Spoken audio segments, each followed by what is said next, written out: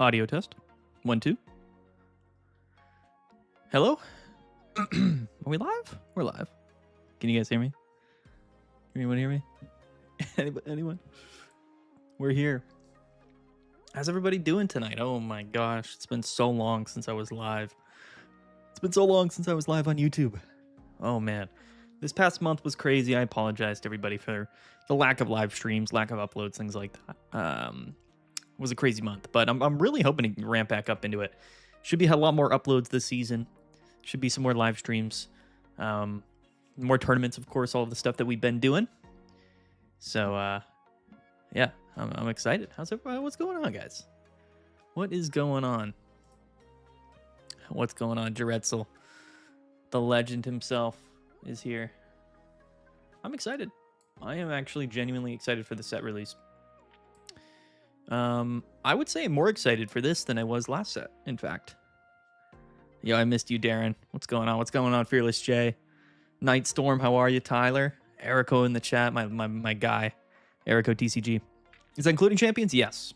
Yes, in fact, we are doing our singles arena number 7 tournament this weekend, and we will be ramping back up on champions content next week. We're getting back into it, so definitely excited. Definitely excited. New to the channel?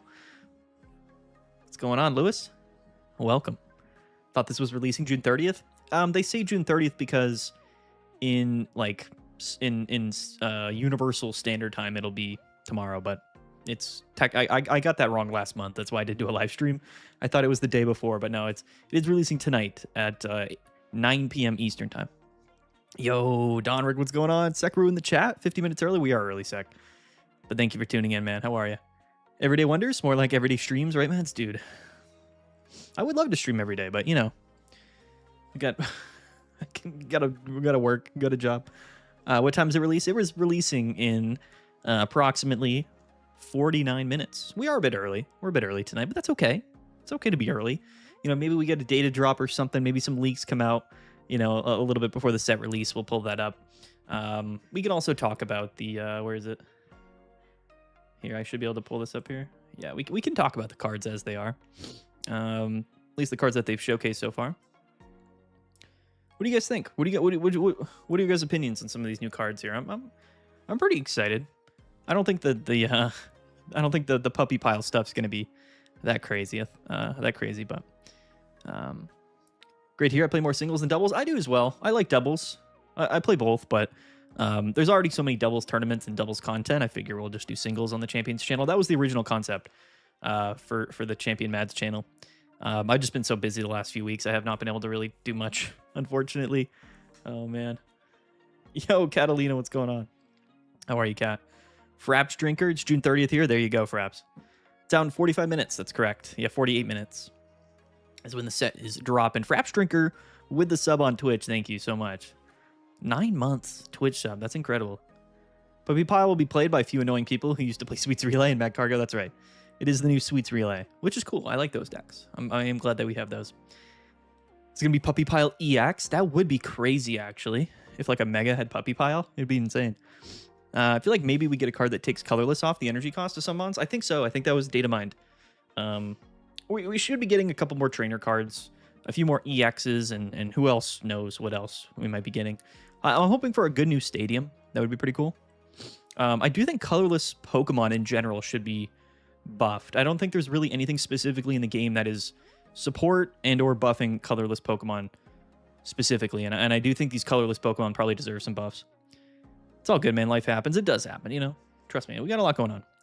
Maybe Puppy Pile will be the next 12 set deck for missions. Maybe. I'll wait and see, but if there's no gas, I'll let my hourglasses for Rayquaza. Yeah, you're definitely, I'm telling you right now, you're going to want to save up for the Rayquaza set because that's gonna be big. Trust me. That's going to be the next big thing, which I'm excited for. Oh, we get some refreshing new cards to shake up the meta a bit. Yeah, I agree, Fraps. I mean, you always get a couple. Like, even if the only shakeups that we got here in the set are going to be the new Sylveon and Mega Diancie, I think the meta does get shaken up a little bit. And I think that's, you know, that's a guarantee. We're going to get at least a couple of cards that are meta relevant. Dragon Ramp, yeah. I wouldn't be surprised if Rayquaza was just ramp for dragons. That would be broken, though. Dragon Pokemon are strong. It's just the energy costs that always holds them back. So Any kind of support for dragons specifically would be a really, really big deal. Ilma for colorless is basically it. That's true. We do have Ilma. Not a bad point there, Tez. I am excited for the Rayquaza. I mean, it's guaranteed Dragon Mega, and it's a guaranteed ability. It's the first Mega Pokemon with an ability, which I don't think many people are. I think people are underplaying that. I think that's a massive deal to see a Mega Pokemon finally with an ability, and I think that's where we're going. I think that's the future of Mega Pokemon and Pokemon Pocket. That's how they're going to power creep the Megas that we have. They're just going to give us Megas with abilities. Rayquaza will be the new Giratina or Suicune meta change. Yeah, it'll be a cornerstone for sure. Is Puppy Pile guaranteed? Yeah, so Puppy Pile starts at 20 damage if you have no other Puppy Pile Pokemon in play or in your hand. It'll deal 20 if you're attacking with a Puppy Pile Pokemon. How many packs am I opening? I mean, yeah, I'm going to open as many as the game allows me to. That's how we do it. I think we have, I don't know how many Pokegold we have, probably over 1,000, I would imagine. You're missing the first 2 weeks of B4. That's tough, man. I just really hope we don't get another month off with a deluxe set and we don't get any new cards. I hated deluxe so much. I mean, I liked deluxe. I just didn't like that we didn't get any new cards for an entire month and a half even. It was rough. What do you think the crown rare will be? I have no idea. I really don't know. Yeah, that's a good question. The immersive? Yeah, the immersive and the crown rare I don't know about. I'm excited to see what Empoleon is. We have a new Piplup coming, which means we will be getting Empoleon, and I hope that's Empoleon EX. Mr. Rye Guy, for real. Yo, what's up, Matt? First time catching a stream. Dude, what's going on, bro? Welcome. Thanks for tuning in. Ancient Noobsome for max, 720 gold, so 120 packs. Yeah, that's what we're doing. Whatever the max opening is. Sometimes my luck is crazy. I feel like the last couple of streams we did, we got God packs like on stream, so I'm hoping for some gas tonight. Crown Small Balloon? It very well could be Small Balloon. Yeah. I would like to see a Crown Field Blower. That's honestly what I would really like. What do you guys think about Mega Diancie? Some people have been downplaying this card. I think this card's super good. I think Mega Diancie's the truth. Lucky Ice Pop Crown Rare? Yeah, that, I mean... If we get a deluxe B set, it probably would be Ice Pop. The Streamer Lock is somewhat real, Dretzel, but you're definitely going to have to hook me up with a couple of cards here, because I doubt I'm going to get 2 ofs of everything. We'll see. I mean, maybe I do. But I always rely on you to hook it up so I can play all of the new decks. Assumingly, there'll be 2 crowns, right? Yeah, usually there's 2. Actually, no. In many sets, is there only 1? Last set, there was 2. Maybe there's 2. Probably 2, right? Crown Ice Bob would be insane. Any new cards leaked? No, the only cards that we have so far are the ones in the that were shown in the trailer. But there might be some leaks that come out a minute or two, a couple minutes before the set releases. We're gonna just wait and see. We're just hanging out. We're just chilling until then. Just imagine if Mega Rayquaza makes a Raging Bolt a consistent deck. Yeah, that would be crazy. I think the official TCG one that they announced is colorless. It's colorless and it's lightning and fire, which is an interesting proposition. It would be funny if the pocket one was a dragon type Pokemon, but its attack cost was colorless. That would be funny if it was like the opposite as the official TCG. Thankfully, a small set. Yeah, this will be a small set. And again, like it's just a month. It's just a 1 month season, right? It's been 2 and mostly Pokemon, I believe. Yeah. But the Rayquaza set is B4, so it'll be a single pack, but it's going to be a big pack. There's going to be a lot of cards in it, so that's going to be a difficult one to complete. So I'll let you guys know early on what's good in this pack if you should be trying to pull some of these cards. But definitely save up your currencies or your money or whatever for the Rayquaza set, because it's gonna be tough to get specific cards out of that set, I think. But trust me, like that immersive Mega Rayquaza is gonna be crazy. It's gonna be nuts. New Mega predictions. I think there's a good chance we get 1 new other Mega in this pack, but I don't know what Pokemon that's going to be. For the Rayquaza pack, I mean, we could get Primal Kyogre Groudon, although that could, I assume that would come in like the B4 mini set, like B4A and B4B. I would enjoy it if they did that. What's up, Indian Keanu? How are you, man? But I think in the Rayquaza pack, like we're probably looking at Gen 3 Megas, right? So like Aggron, Sableye. We have Camerupt. We have all of the starters, in fact, for Gen 3 already. What other Gen 3 Megas are we missing? Mega Flygon. We need Mega Flygon. Did they change the release time of these packs now? They did, yeah. They've been releasing at like 8 p.m., 9 p.m. Instead of like at midnight, which is a good change in my opinion. I'm happy with that change. Mega Dragonite. Mega Dragonite would be really, really cool. I hate the single pack change, but I'm really hoping for Mega Bayonet. Yeah, that's true. We do need Mega Bayonet. We also need, yeah, Mega Bayonet. What other Gen 3 Megas are there? I'm spacing on them. My money's on Mega Bayonet since it's a small set. Yeah, Mega Bayonet would make sense. But, I mean, it's also probably a Psychic type, though. I guess they could make it a Dark type. They did do that with Gengar. 3 out of 5 EXs revealed is already a lot. I guess Empoleon. My guess is Empoleon EX. And then maybe, like, one other Mega. I don't know what that would be, though. Maybe some more Hisuian Pokemon, right? Because we are getting Zoroark and Lilligant and Goodra, right? So there's probably going to be some Hisuian Pokemon snuck in there. One of those is probably going to be an EX. Could be Ursaluna. Could be... I don't even know if Ursaluna is a Hisuian Pokemon, but could be Braviary, potentially. Could be Sneasler. Imagine if we got a Sneasler card. Mega Bayonet, dude. Ugh. That's true. Salamence, Metagross. Jeez Louise. If we get a Mega Salamence and a Mega Metagross, like those are going to be good cards. Like there's no way those cards aren't going to be good. Salamence will be a Dragon type, but Mega Metagross might be the future of the Steel type Mega if we get it. Mega Houndoom. That would be really cool. Mega Houndoom. We do not have a Mega Sharpedo. Mega Sharpedo would also be very, very interesting. I forgot about Sharpedo. That's cool. I would like... Yeah, Basculegion. That's true.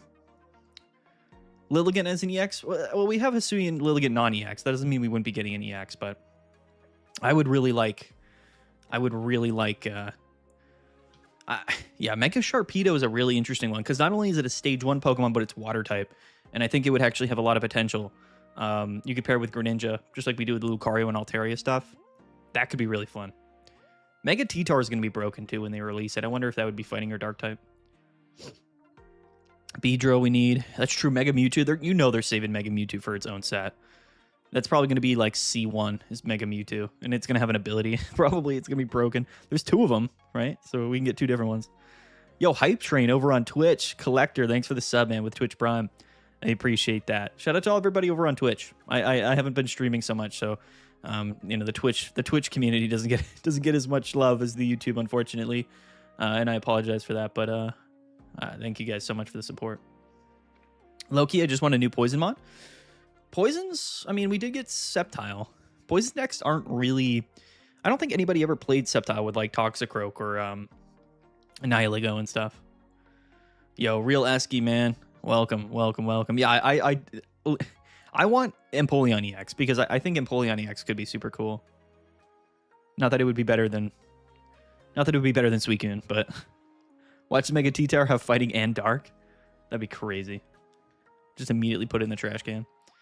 Yeah, I think Mega Mewtwo is going to be huge. It's going to be its own mascot. I wouldn't be surprised if we got that for the C expansion. There's a lot of Megas. Not only to mention like all of the new Mega Pokemon. We literally have yet to get a Gen 5 themed expansion, by the way, and I don't know when that'll ever come. But as soon as we get Reshiram and Zekrom EX, dude, I might quit my job and play Pocket full time as soon as we get Gen 5. Yo, K Smock, the legend. How's it going? Supposedly, Milotic EX is a really good... That's a really good pick. I think Milotic would fit thematically into the set pretty well. We're still missing 21 Megas from the old Megas, yeah. Mega Great Tusk. Let's go. I need Great Tusk EX. That's what I need. Yeah, we have a lot of Megas left. They haven't really been releasing that many of them. I mean, they released a couple of sets with no Megas. So it's like, you know, it's going to take a while for us to find all of the Mega Pokemon. But yeah, the Primals. I thought you said Mega Bayonet. I had my fan in my face. Dude, Mega Bayonet could be gas. It's a basic. Like, it'd be cool if it was like Absol, but it was a basic Pokemon. But the thing is, like, it's also probably Psychic, I would imagine, because it's Ghost. And we already have Mega Diancie coming in this set. Milotic EX is very interesting.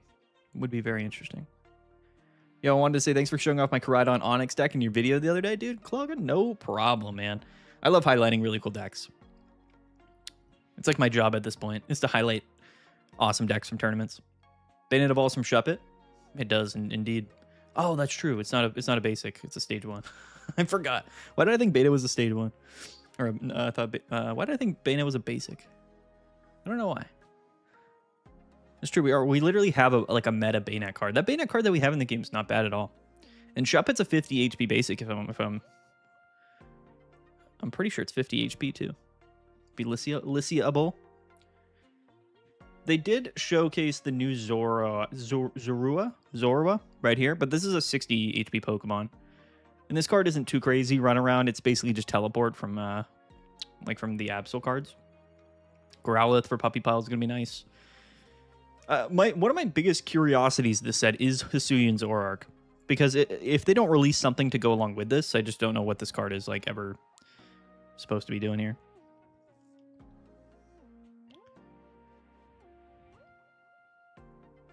Mega Metagross. Dude, Mega Metagross would be insane. I don't even think the Steel Megas are bad at all. Like, I think Steelix and Scizor are both like completely quality cards. I just don't think like Steel really ever has a chance to be like significantly meta, because people love fire type Pokemon.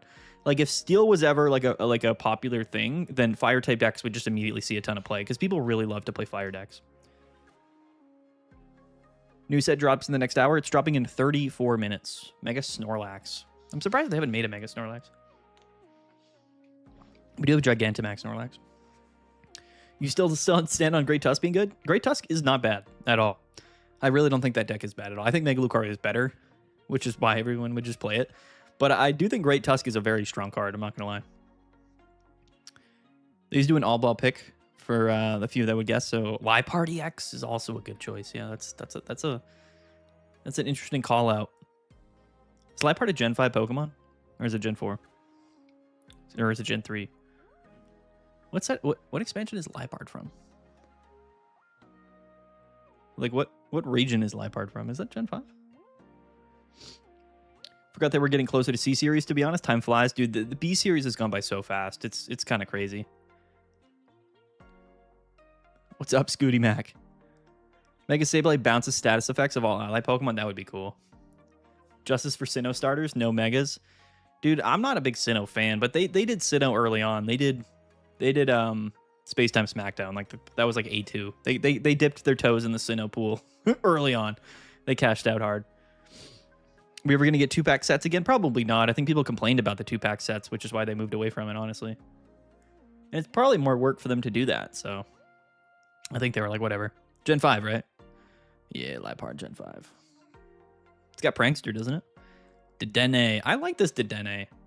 You guys remember Pachirisu EX? This is like a spiritual successor, or even a partner to Pachirisu. They're both basic Lightning EX Pokemon that work with tool cards, and I find that to be pretty funny. This card is not bad at all. This card is kind of slept on. I just think we have so many strong Lightning Pokemon. I don't know if people would choose to play Dedenne EX, but this is not bad. I mean, you could theoretically go turn 2 160 with this. It's kind of broken. You want to see the Puppy Pile decks? I mean, build them up, dude. The update goes live in about 30 minutes.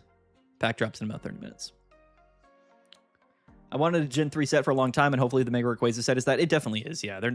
They're cashing in Gen 3 with Mega Rayquaza, which makes sense. Because we didn't get a Gen 3 base set in the A series run. At least I don't think so. No. Did we? No.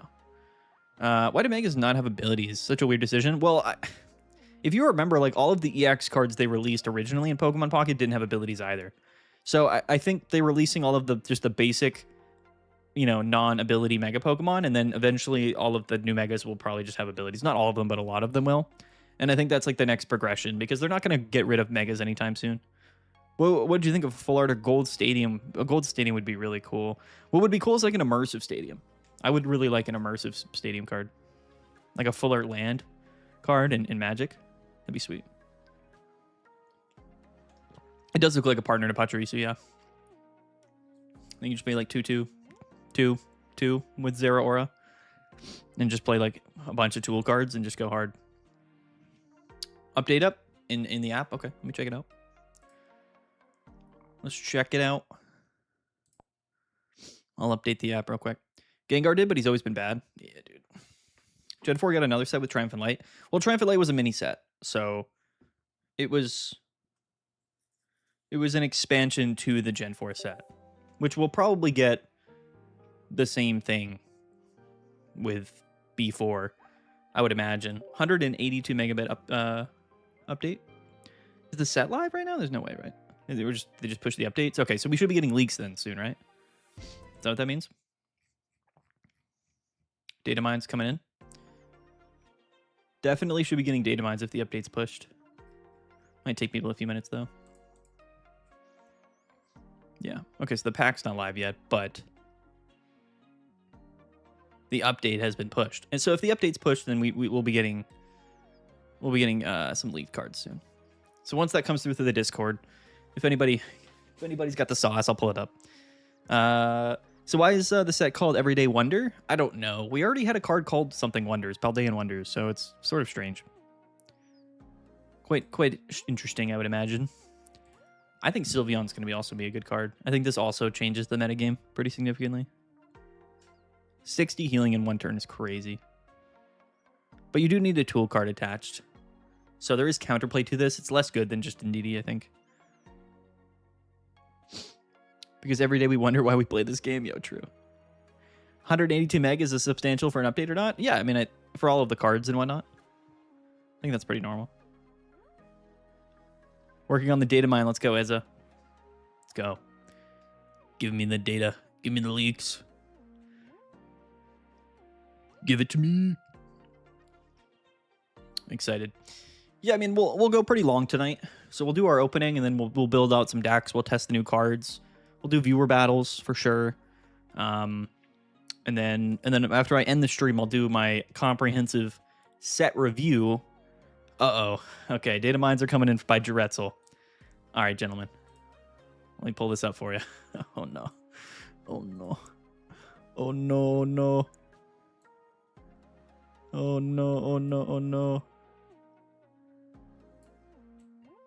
Coming in hot. All right. Looks like we're getting a Munchlax.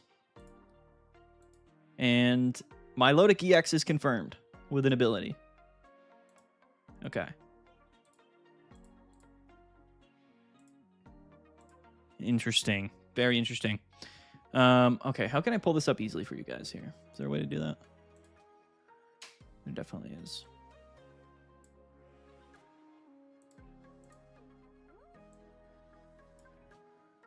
Okay, one moment.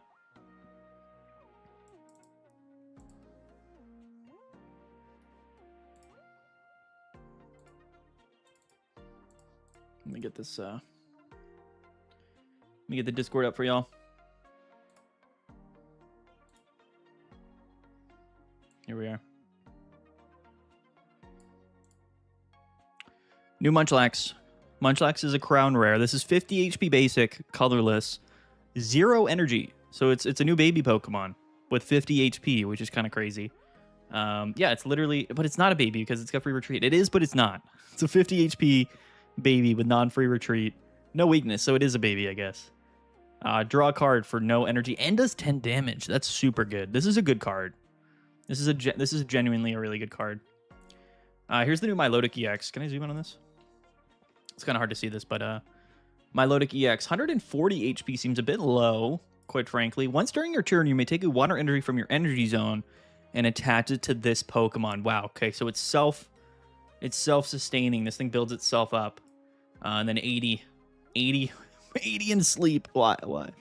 Okay, so Milotic sleeps. And then Small Balloon is also a crown rare.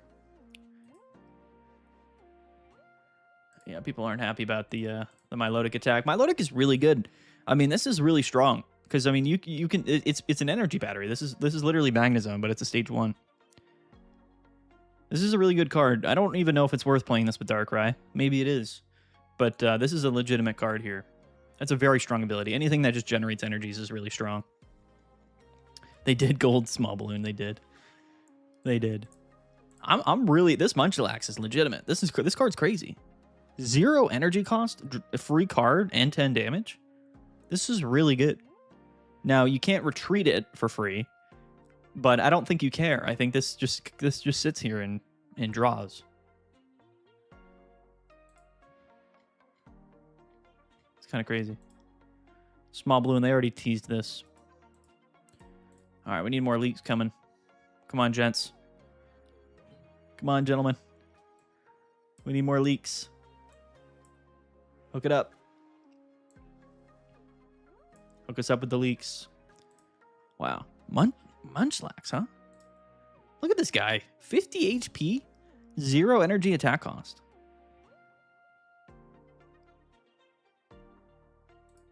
That's significant. This card is very good. My Milotic EX is very good. Probably have one more EX card. We don't know what that is yet. Any more leaks? Oh, geez. Here we go. All right, guys. Here we go. Here are the leaks. Hisuian Zoroark Rainbow Rare. So that's neat. We're getting an Elisa. This is going to be hard. Return all Pokemon tool cards attached to each Pokemon, both yours and your opponent's, to their owner's hand. Okay.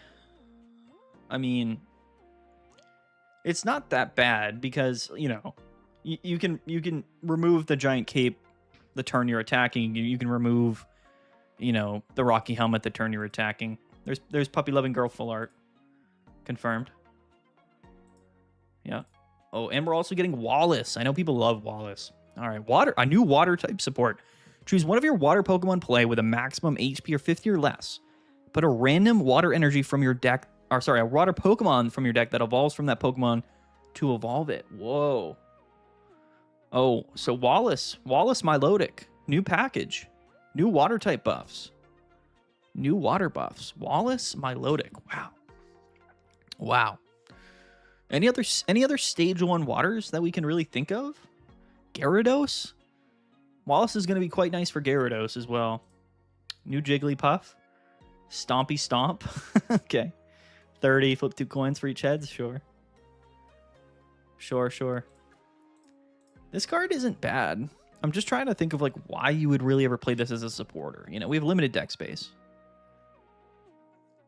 Wallace is a really big deal. Wallace and Milotic are two extremely viable meta relevant cards. Like that's immediately. That's crazy. So not only do we have an energy battery for water type now, but we have Wallace, which is really, really big support for water Pokemon. Okay, you guys need to understand, like, you could play Mega Gyarados with Milotic and Wallace, and then you could play just Elemental Switch and Misty. And you could go really turbo water now. There's just a new best turbo water package, which is just Milotic, which can attack as well. So Milotic, Wallace, and then E-Switch and Misty. Right? So 2 Feebas. I mean, it takes up a lot of your deck, but like the amount of water energies that we're generating is crazy here.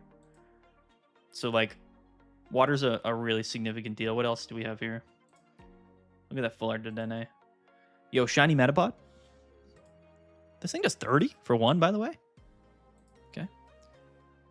Shiny Butterfree. This is a new Vulpix. Oh! Hold on. Wait a minute. Hold on. Mega Sableye, confirmed. There it is. Mega Sableye, Dark type, Basic Mega, Cursed Jewel, 80 damage during your opponent's next turn. If this Pokemon is damaged by an attack, do 40 damage to the attacking Pokemon. Okay, it's not incredible. It's not incredible, but it is 1 dark, 1 colorless. 120 though? Nah, this card's crazy. This card's good. This is a good card. This is a good card. I know it doesn't seem that good, but like at first glance, it's probably going to live a hit. So you hit for 80, they attack you, you do 40. This is better than Absol. This is a Hydreigon buff. Hydreigon's better now. This is better than Absol. I think.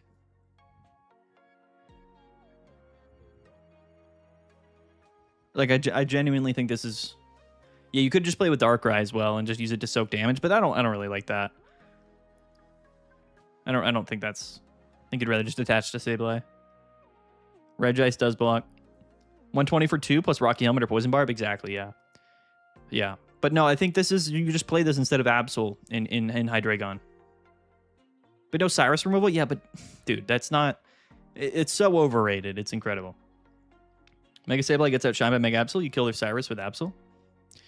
Nah, I don't think it matters, bro. If you're playing Hydreigon, you just go into Sableye when the Hydreigons go down. Like, I don't think that really matters.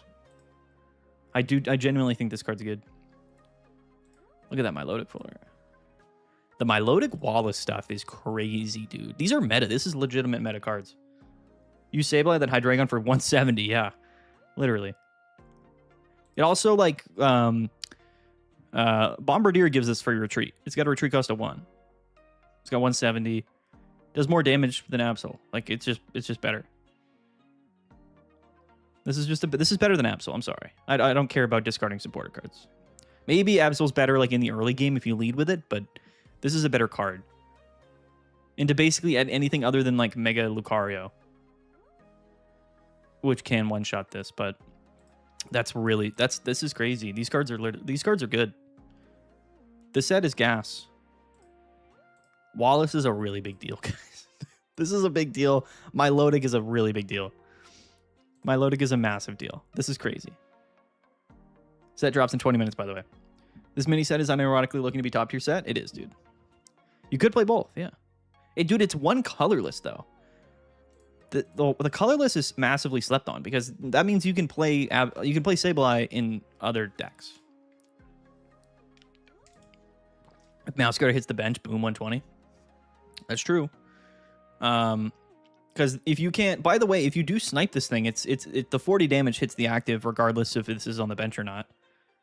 Rocky Helmet doesn't work that way, but this does. So, like, if Chiampao snipes this, it takes 40 damage. Turn 1 evolve with Wallace. Yeah. Like, I don't think people fully understand here. Choose one of your water Pokemon and play with a maximum HP of 50 or less and put a random water Pokemon from your deck that evolves from that Pokemon. You can play this the same turn. It's a turn 1 evolve. Now, it can't skip. This isn't going to help Rare Candy and Greninja, which I think is a good thing. But any stage 1 water Pokemon like Gyarados, like being able to not have to worry about Magikarp on your bench is a really big deal. Yeah, you can turbo to Sableye. You can turbo to Sableye. But, you know, this effect is very relevant in the sense that, like, if you do Giant Cape starting planes, you're at 210. You're at 210, and then you could just play healing. You can play Lucky Ice Pops, and the more this thing gets attacked, the more relevant it is. And the other thing as well, guys, that you need to understand is, like, if this is in the active, like, it will KO an Igglybuff or a Chingling or whatever. So you can't actually attack into this thing in the active. Oh, that's true. That's true, Eski. It has to attack first. Okay, I forgot. I thought this effect... Okay, you're totally right. You have to attack first. So the baby stuff, like I just mentioned, also doesn't make sense because you have to attack first. That being said, it's still a better card than Absol. It is. Because for 2 energies, you can come in, hit for 80, just like Absol would. But then instead of hitting for 80 and 80 and 160, which sometimes isn't enough to KO a Pokemon, you're always KOing. So it's an absolute nuke bomb at the end of the game. The only way around this at the end of a Hydreigon game is if they have, like, so if they Sabrina you and go into, like, Bombardier or something. Ooh. Hello? Elegant Cape is crazy. So, okay. So big stage 1 buffs, particularly for water-type Pokemon, but this is crazy. This is crazy, dude. Gyarados is going to have 240. Is this the Gyarados set? I'm playing Milotic Gyarados. I don't even care what you think. This is nuts. This is crazy. Plus 30 is really good. Elegant Cape. Look at that. That's really relevant. How many stage 1 Pokemon play... How many stage 1 decks right now play Giant Cape? At least a few. At least a few. This is actually a big deal for Espeon Sylveon as well, because now Espeon goes to 170, which isn't... I mean, it's not... It's better than 160, I guess. Yeah, EV Box. This is an EV Box buff.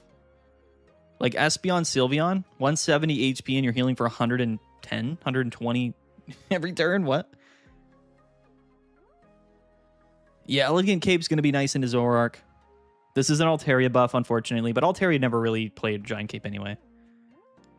Field Blower Stonks, yeah. Guzma, yeah. Yeah. I don't know. The thing is, like, stage 1 megas always have 190 HP. They're not going to get KO'd regardless, so it's not that big of a deal, in my opinion. But you could play, like, healing. Like, you could play, like, a sustain Indeedee, Sylveon, Altaria deck now. It'd be at 220 HP, and you could play, like... That sounds toxic. Like, the plus 30 might be worth it. It's like Leaf Cape.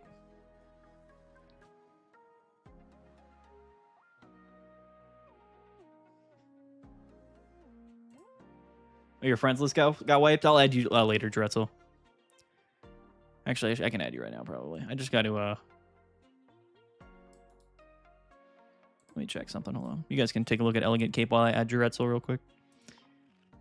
Yeah, for non-EX, for non-megas, it's more significant. Because, like, well, my Lodic, for example, has 130 or 140, right? Espeon has, like, 140. So it's not going to be that... I don't know. It depends. Like, sustained decks are always a bit suspect. It does stop Lucario from KOing, that's true. But Giant Cape would do that anyway, though. You know what I mean? Giant Cape would do that anyway. The plus HP is only relevant when it gets you out of certain breakpoints. And, like... at 190, like, you're not going to tech in a card for certain breakpoints. There's just not. All right, Dretzel. Sending you a friend request, my man. There you go. Yeah, this is nuts, guys. These are legitimate cards. These are some of the best cards we've seen in a long time. Anything else leaked here? What is this? New Carbink? Okay. 50 HP basic Psychic. Some more Lycia bait.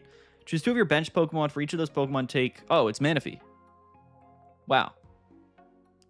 That's really good with Mawile. This is really, really good with Mawile. +2? +2? Lycia Search Bowl for Mawile is really good. This is a good card.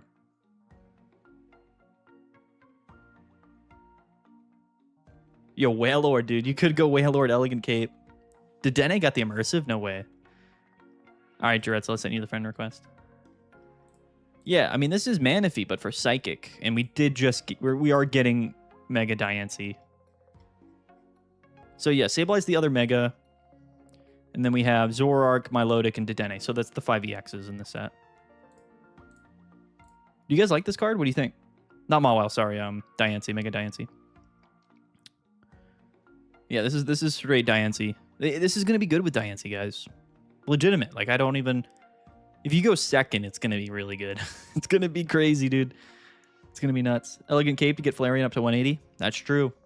Flareon 180. That's a good point. Psychic Energy Gen is overflowing. Yeah, but this is an attack. So the thing is, Giratina... I just don't really think people play Giratina. I think you're playing Gardevoir, you're playing Carbink and stuff. Like, that's the package for Diancie. Lunala, that thing, and Diancie. Well, I mean, Diancie only... It's all of the energies on the board, so you don't really ever need to play Lunala with Diancie. But I do think you probably play Gardevoir. Found my new favorite beer today. This set is banger. It's my birthday. Can't get... Oh, let's go, Jagjeet. Let's go. What a great day. Love to hear that. All right, guys. Set releases in 12 minutes. We're seeing a lot of bangers here. Okay, right off the bat, I think Mega Diancie, I already told you, is good. Wallace is incredible. Wallace is very good. Milotic is very, very good. Keep in mind, we do have Elemental Switch. Jeez, Water's feeling like the lightning type these days. Mega Sableye is good, too. We'll have to wait and see. At first glance, I do think it's better than Absol, but I could be wrong about that. Good for casual, but not for tournament. Diancie, Comfey, Carbink. People are sleeping on the non-EX Gardevoir with Diancie. I don't know why the non-EX Gardevoir wouldn't be a good card. Because these are all basics, so you have room in the deck. This set is already a lot better. What is this? Frostlass? Soul Shot? Discard a card from your hand. If you can't, this attack does nothing.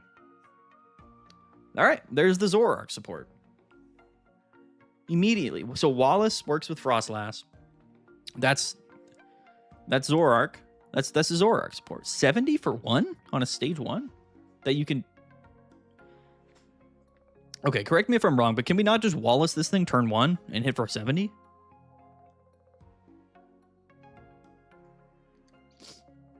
This is Gorgeist, you're right. But we have Wallace. But we have Wallace, though. This is a good card. I like this. It's not as specific to Zoroark as I kind of wanted it maybe something to be, but I mean, that's a good card.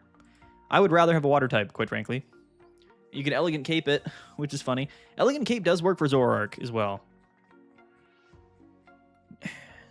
I still don't know if Zoroark. I still don't know if Zoroark is going to be that good.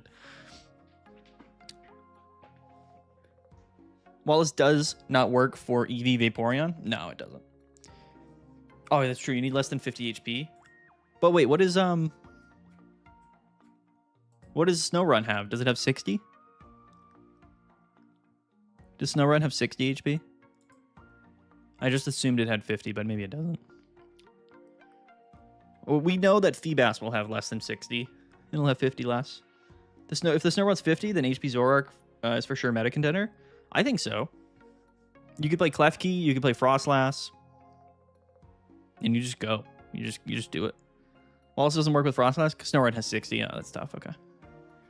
All right. I just immediately suspected the stage 1 water type they are introducing would have a 50 HP basic. Maybe it will, though. We haven't seen the new Snorunt.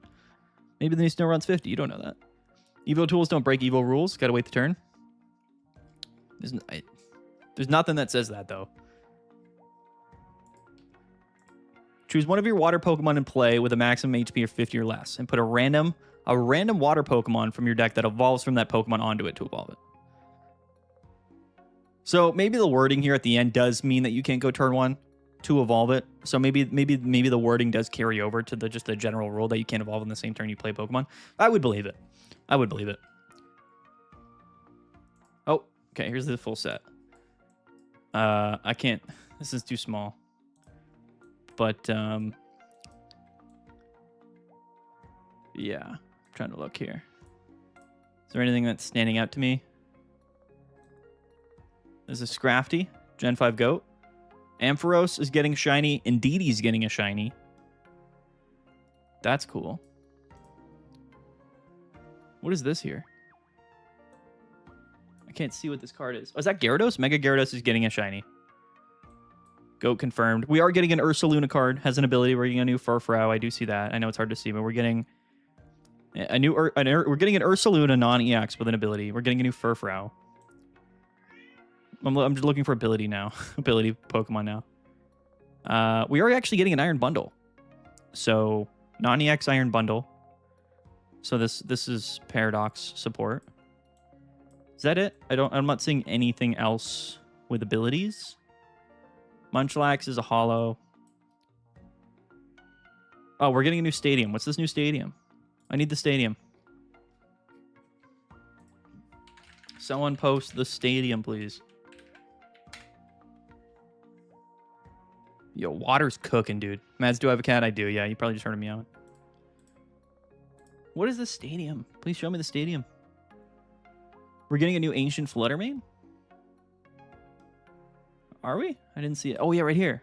Okay, so non-EX Fluttermane. So that's cool.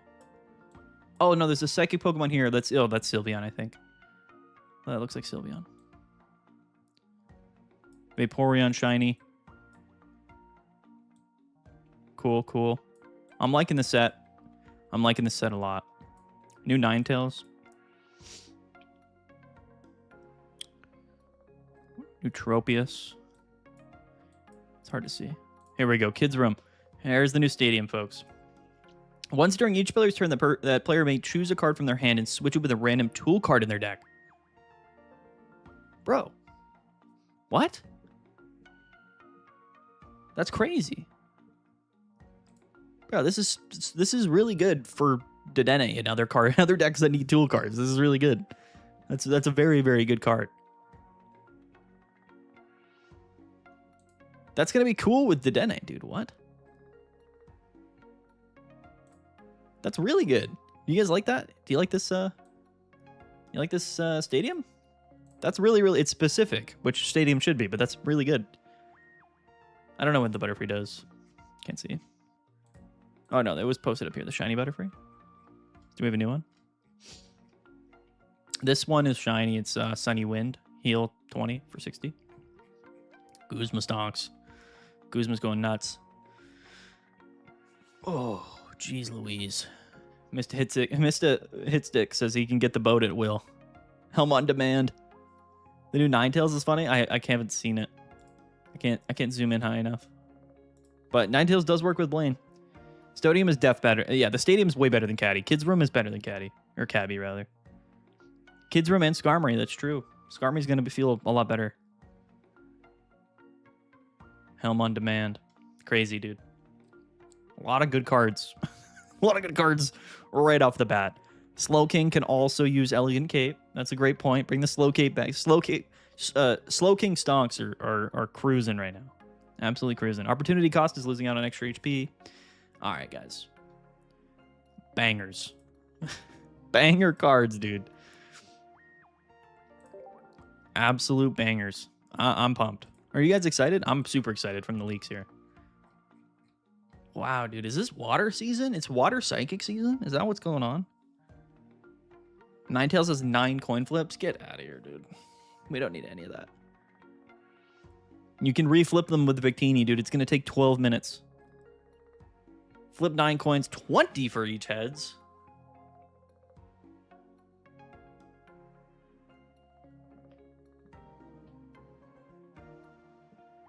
What?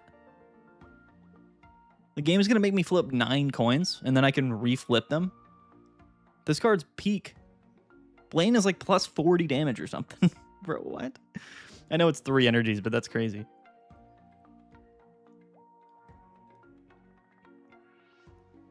That is true. Kids Room does work well with Berserker. Poncho also gets more consistent with the Kids Stadium. Yeah, I don't think you're playing Stadium. I don't think you're playing Kids Room unless you're playing a Stadium deck like Dedenne. But I think people are sleeping on Dedenne, dude. 2 energies, 160. It's not going to be hard. It's not going to be hard to do that. I'm dead serious. I'm so serious. Dedenne is going to be an absolute threat.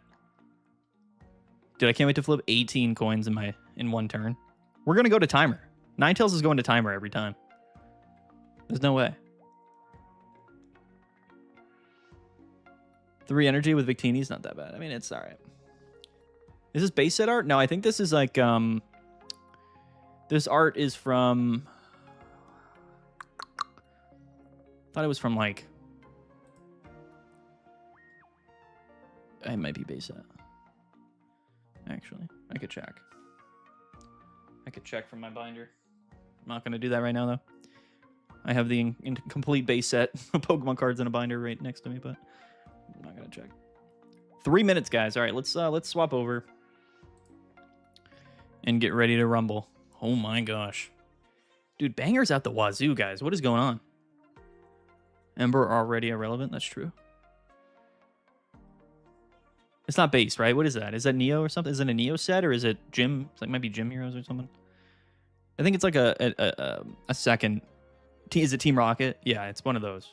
It's like a second series. It's like a second series art. I do recognize it. It's not base, though. Base Ninetales is different. It's also hollow, isn't it? Isn't Ninetales a hollow in base? Insane, guys. What a season this is about to be, dude. Oh, my God. Oh, jeez, Louise. Oh, we are in it, dude. We are flat in it. I don't think people understand. Why do we have a Stage 1 EX water-type battery? I don't know why anyone thought that was a good idea. It might be good enough, dude. It might be good enough to give water-type Pokemon enough support to just get Suicune out of here. I am a little bit afraid of Gyarados in general. The card's terrifying. Bro, Gyarados is about to have 240 HP with the energy support, with Wallace. I'm thinking like double Magikarp, double Milotic, double Wallace, double Misty, double Elegant Cape, and the rest of the deck, it doesn't even matter. Double E-Switch, and then we just rally. We just do it. we just draw the cards. Double Copycat, double Research. We just draw. That's going to be mean. You could also play Lycia. Ninetales is crazy, but slow HP, yeah. It's going to get KO'd. Let the cuteness begin. 1 minute. 1 minute, and we're live. I'm telling you guys, dude, I knew this set was going to be bangers, bro. Whenever they release a set and you think it's going to slap, it never does. And then they release like a cute set and you're like, oh, it's filled with absolute monstrosity cards. That's how they do it. Greninja Gyarados. Bro. Absolute insanity. 8:59. Do I have to update the game again, Light Rain? Do you know? Or will it just appear? I've already updated. Mega Gyarados 4 energies attack cost for 140. You'll never be able to win with it? Dude, says you, dude. Says you. There's got to be other cards, too. I don't know what. But the energy battery's broken. With my Lodic. Boom, there it is. We're in it.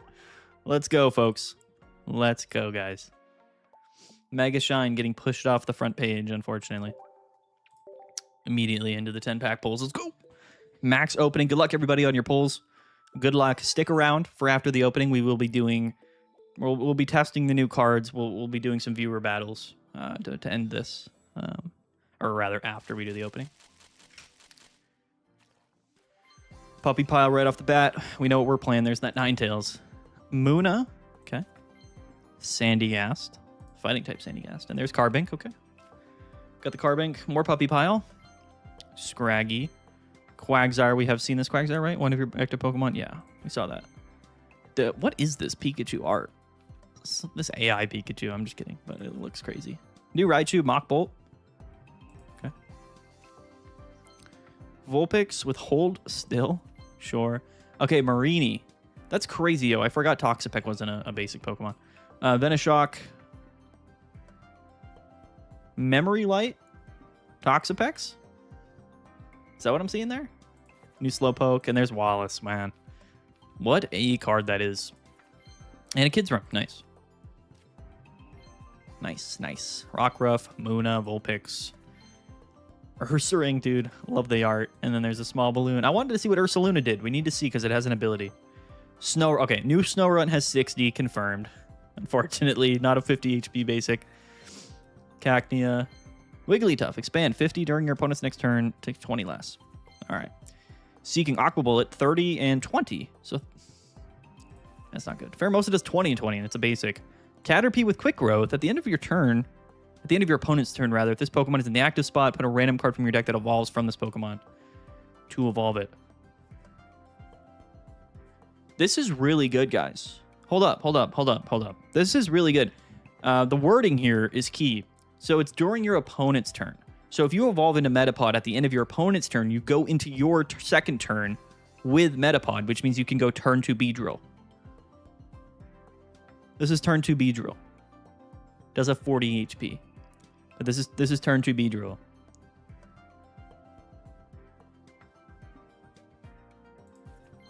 And there's 2 of them. The new Metapod. And then there's the new Zora, the non-promo, which has the same ability, or same attack. New Scrafty does 70 for 2. Okay. New Fido, Squovit, another Fido, second Kid's Room. Okay. New Spiritomb, actually. Dark Slumber 30 and Sleep. Luckily, I don't think this is that good, but that's annoying that we even got that. Butterfly? Butterfree, sorry. Yes, Butterfree. Only one Rainbow, and the rest are basic. It's tough. Eevee. Munchlax, we got him. Let's go, Munchlax! This card is really good, dude. I'm legitimately afraid of Munchlax. This card scares me. That card is going to be really good. New Emolga, 70. Wind Up Thunder, 30. Does 30 damage for each tool card attach to all of your Pokemon. So it's Baby Dedenne. It is still 2 lightning. 120? It's not bad. I actually like that a lot. Snorunt. Furfrou. Okay, what is this? Boys, we did it. We got the sleep counter. We got the sleep counter. We got this. Why is this the best card in the game? Hello? Hello? Hello? Flip 2 coins, 30 for each heads. Minus 20, 70 HP basic, 1 colorless.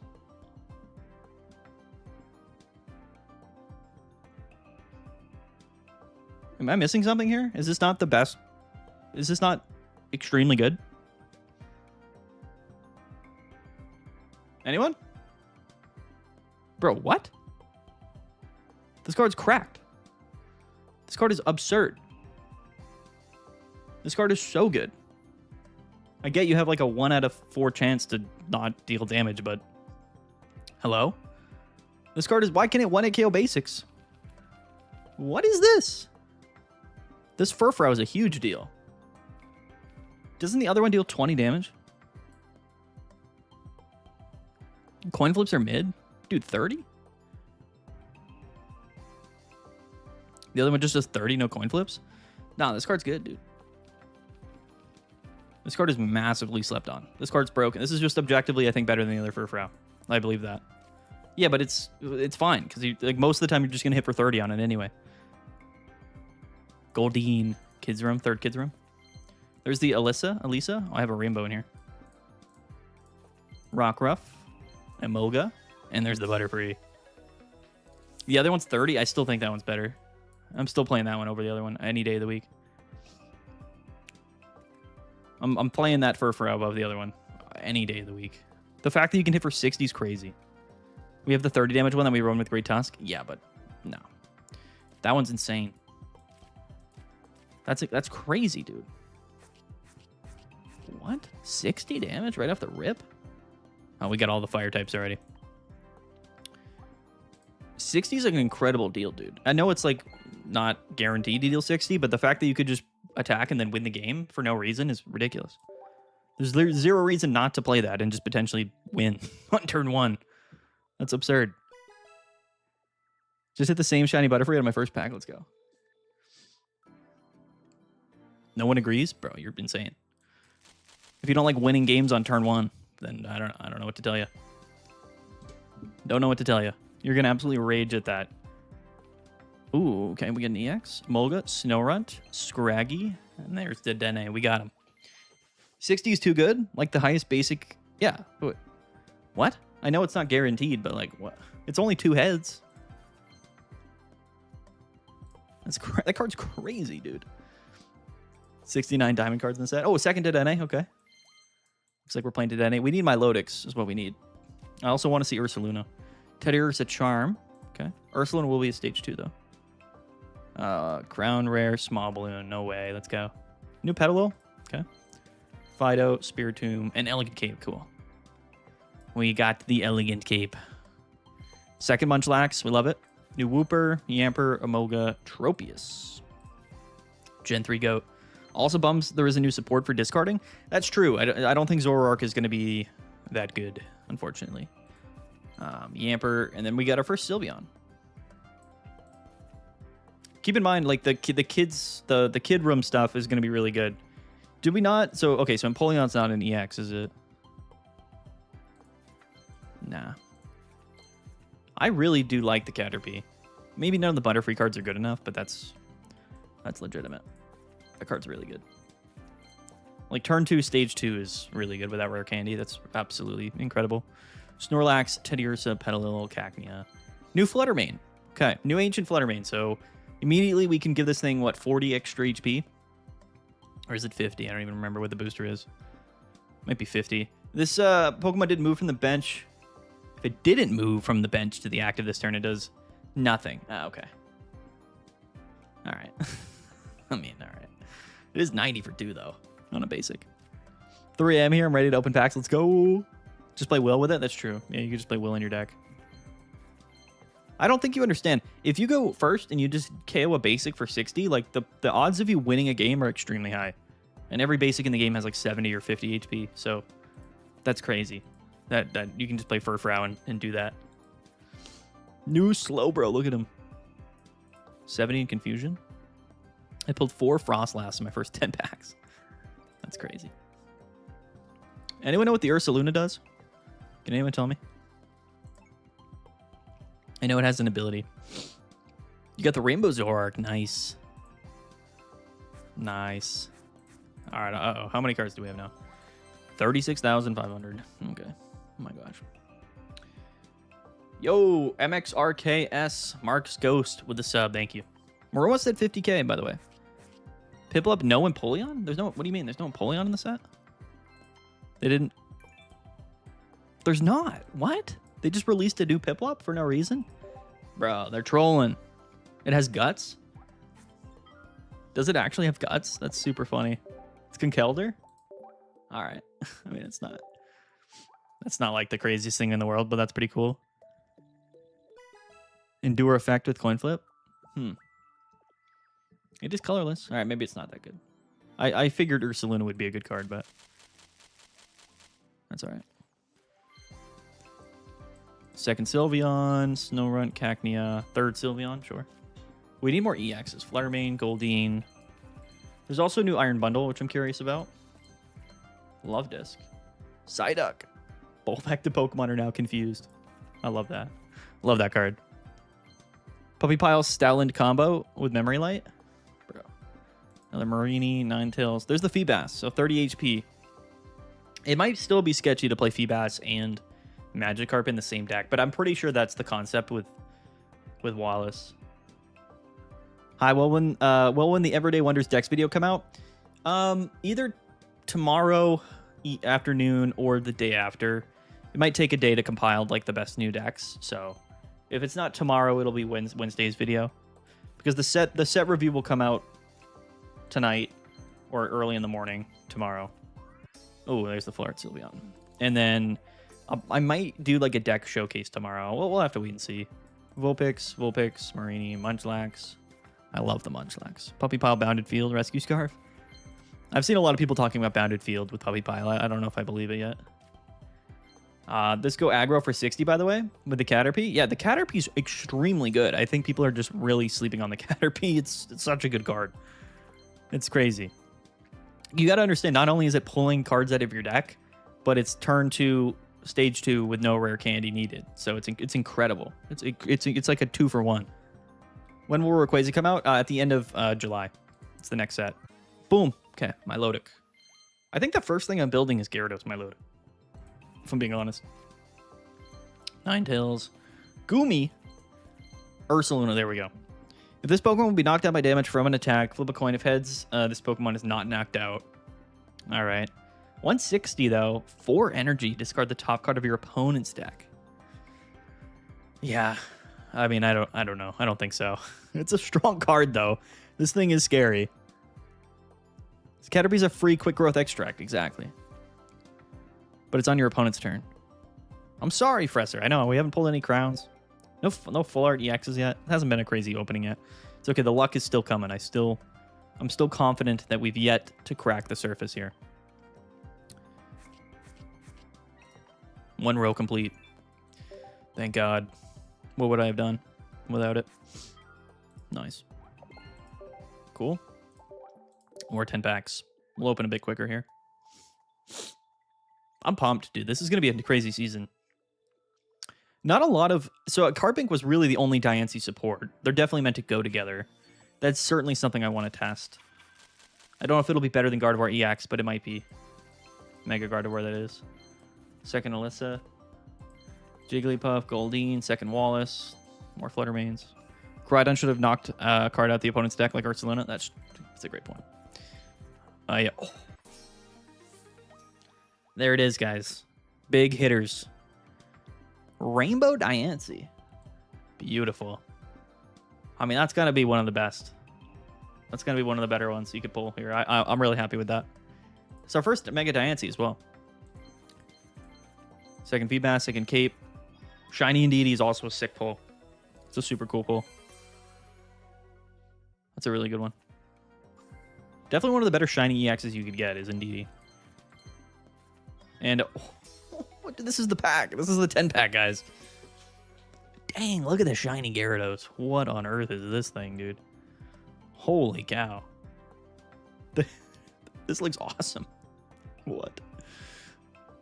Mad's Milotic EX exists. This is the best day of my life. Let's go, Prismatic.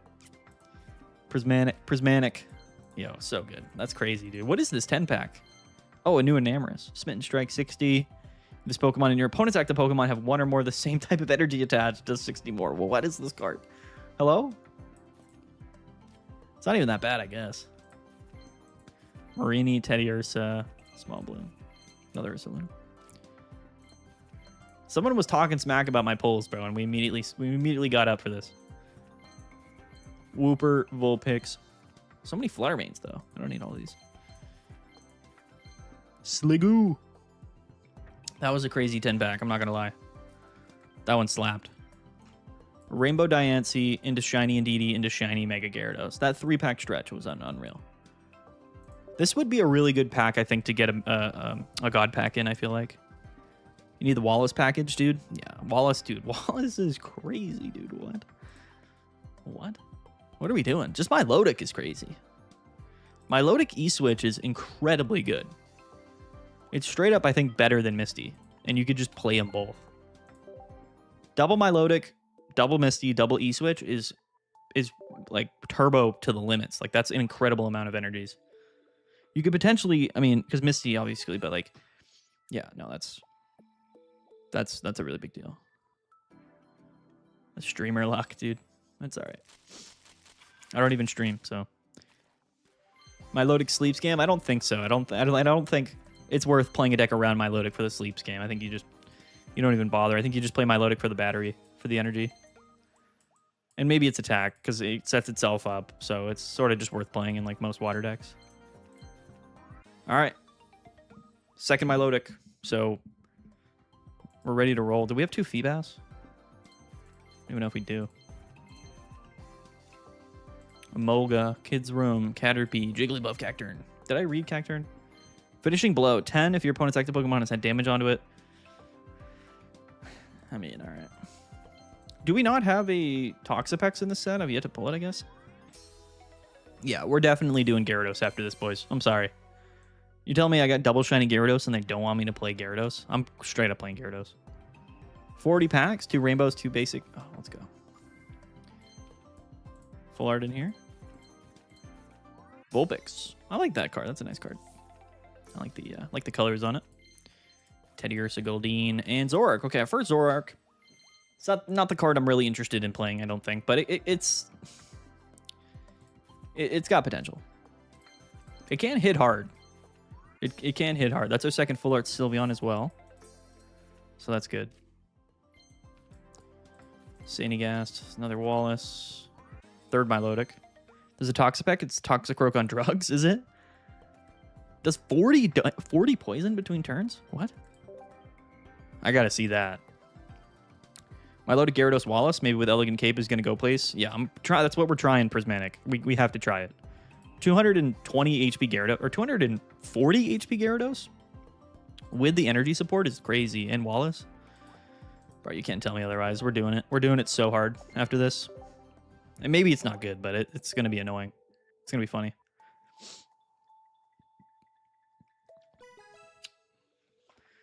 Oh, man. Oh, man. Craziness, man. Absolute insanity.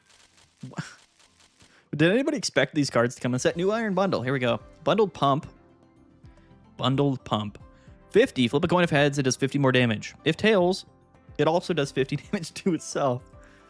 Dude.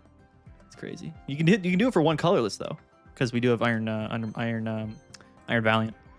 Full art Gradient. What Gradient? What is this art, dude? I don't even want to look at that. It reminds me of like the Dr. Seuss book or whatever. You guys know what I'm talking about? Good evening, my first live. Love your uploads. Thank you, the stupid fruity swag. I appreciate that, man. We don't go live very often, but I want to go live more this month, so. I have a lot of social anxiety, so going live is hard for me, even though I always enjoy it. Why do I have 12 Marinis and no Toxapex? Raichu, Squovit, Slowpoke, New Frost. Wait, that's the first time getting Frostlass. Okay. I heard someone talking about Milotic Darkrai being good. Nah, I don't think so, dude. I think if you're playing Darkrai, you just don't play Milotic. I think you just play Igglybuff and whatever else. I just don't think there's really a reason to. Sure, you can hit for like 120, but like there's a lot easier ways to just hit for 120 than playing Milotic and Darkrai, you know? That's my opinions. It's not going to be bad. I just think there's better options for Darkrai. I wonder where Munchlax is going to fit in.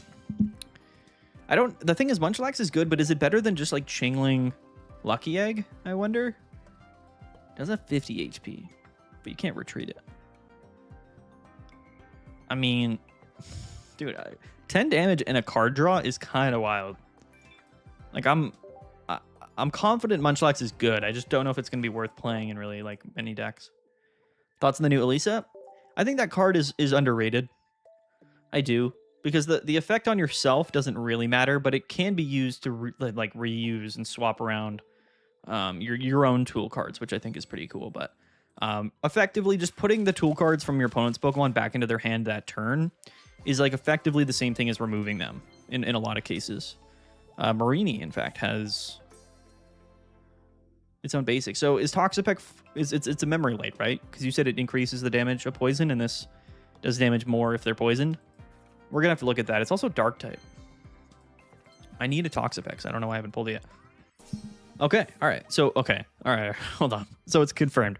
So Gyarados, Milotic, and Mega Diancie. Those are the decks we have to build because we got double Shiny Gyarados and double Rainbow Diancie, which is incredible luck, quite frankly. We don't have any Stabilize yet, but that's really, really good. Super good luck. The game knows, man. I'm torn. Do I go Frostlass Zoroark for the extra healing with Irida or Gourgeist? Probably Gourgeist, I would imagine, because you could play Klefki and stuff. The Piplup that doesn't have any evolutions in this set is confusing to me. Snorunt, Caterpie, Rockruff, and wow. I like our pulls tonight. I'm liking our pulls, dude. We might have a fully blinged Gyarados deck here at the end of this opening. Rainbow Milotic is super cool. Stop at the Rainbow Diancies, bro. We just got made Rainbow Milotic too. I think Sableye is bad. I don't think Sableye is bad. Oh, I just passed it. We got a Toxapex, but I passed it. Well, we'll check it out after. Hold on. I accidentally clicked through. My bad. There's the Pikachu. Can we see all the rares you have so far? After the opening, I'll show you guys. I think Sableye is really good, dude. 2 rainbows, dude. Rainbow Milotic and Diancie from that pack is elite. All right, Toxapex. Severe Poison. Your opponent's active Pokemon is now poison. Do 40 damage to this Pokemon instead of the usual amount for this special condition. Okay, so I guess you don't Memory Light. Wait, why would you Memory Light? No, you do. You do. So you attack once to poison. It's weird that this isn't an ability. It's an attack. So you have to attack. So you would attack poison, and then on the following turn you would Memory Light and then use the attack of Marini. Is what this is for. 110. It's not bad because you could also play Nihiligos and deal a ton of damage. But the sustain is what bothers me here. Because double Nihiligo Toxapex is 60. It's going to be 60 poison. It's not bad. I don't think it's like, I don't know. We'll have to see. Yeah, the grass did not get anything to set, which is fine. Grass and fighting don't need anything else. They've already been buffed. It's crazy that we got a new Psychic type package and Water type buffs, the set. I mean, that's the story, isn't it? Tool card, a bunch of tool card stuff, and then Water Psychic. That's the big ones to me. We've yet to pull the regular Mega Diancie. We only have we only have the 2 rainbows. Got the Elisa full art? Nice. Alternatively, run Nihiligo and Celebi with Elegant Cape. That's true. You can Elegant Cape it. I did forget about Elegant Cape there. Makes Nile a little bit better. Yeah. I don't know, though. I think you just play Hydreigon. You know what I mean? I think we just play Rare Candy Hydreigon. And we just roll. We just roll with that. Psyduck, Lovedus, Kids Room, Eevee, Snorlax. This is going to be a fun season, dude. I'm sorry. I don't care who you are. This is going to be a crazy season. So many Marinis, dude. Oh, it's like the only card I'm opening. Emolga. Jigglypuff. We don't have this. Stompy Stomp. It's a funny card. I got my poison buff. There you go. I get Puppy Loving Girl. Full art. Alright. It's better than nothing. Maybe you play Puppy Pile, dude. Pikachu. I like those cutesy art cards. I think they look cool. Vulpix. Furfrou, Marini, Sylveon. No God Pack yet. You just got a God Pack, Lucas? No way. What'd you get in the God Pack? Whoa! Shiny Snorlax. Alright. Sweet. Berry Lax. The new Berry Lax is going to be fun. As a Gen 5 fan, I love the gold bundle this season. I hear you. Second Zoroark. So we do have 2 of these. I don't think we're going to test it tonight. Maybe we will. I'm just not finding out I haven't pulled the Gourgeist yet. Oh, no. Doesn't make sense that they have Growlithe but no Arcanine? Yeah, I understand what you mean. It would have made sense. But I don't think none of the puppy pile Pokemon are meant to evolve. So, you know. Like, we didn't get Boltund either, did we? Yeah, we didn't get... The puppy pile stuff didn't get any evolutions because we don't have Lycanroc and we don't have Boltund. Yeah, like, none of them got evolutions in this set. What else was it? So, Growlithe, Yamper, Rockruff. Yeah. Yeah. It's interesting. They did the same with Piplup as well, which I don't know why. The potential meta decks are probably going to be Dedenne Tool, Sleep Scam, and Milotic. Yeah.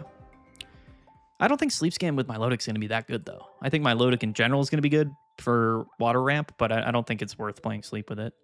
I just can't imagine why would you ever even care to attack with Milotic when you can just play Altaria? Because you're going to play Igglybuff anyway, so just play Altaria. Just play anything with, you know. Milotic is good. But also you got to understand, like, it generates energy. So if you're playing Sleep Scam Milotic, like, where are you placing the other energies, you know? No Golduck? It's pretty funny. Milotic is super good, dude. Super, super good. It's like Magnezone, but it's a stage 1. And for water type. Garver OP with Diancie. We'll test out Diancie. Oh, Shiny Ditto. Cool. Gotta love Shiny Dittos. This opening's going on forever, dude. Have we not completed the set yet? No, we're missing some basic EXs. Goodra is the first Goodra we've gotten as well. Another Dedenne. I think we have 4 Dedennes. Tina got me with the Elisa paid cosmetics. Let's go. They know what they're doing. Not Zoroark. It seems pretty good. I don't think Zoroark's that good. It definitely could be, though. I might be sleeping on it. It's just the 3 energies is what's kind of tearing me up about it a little bit. I don't love the 3 energies, but it can hit like a truck. Wallace lets you evolve Feebas turn 1. Does it actually? So you okay. If you can Wallace turn 1, then that's absurd. That's unlike anything we've ever seen before. That's not even funny. That's absurd.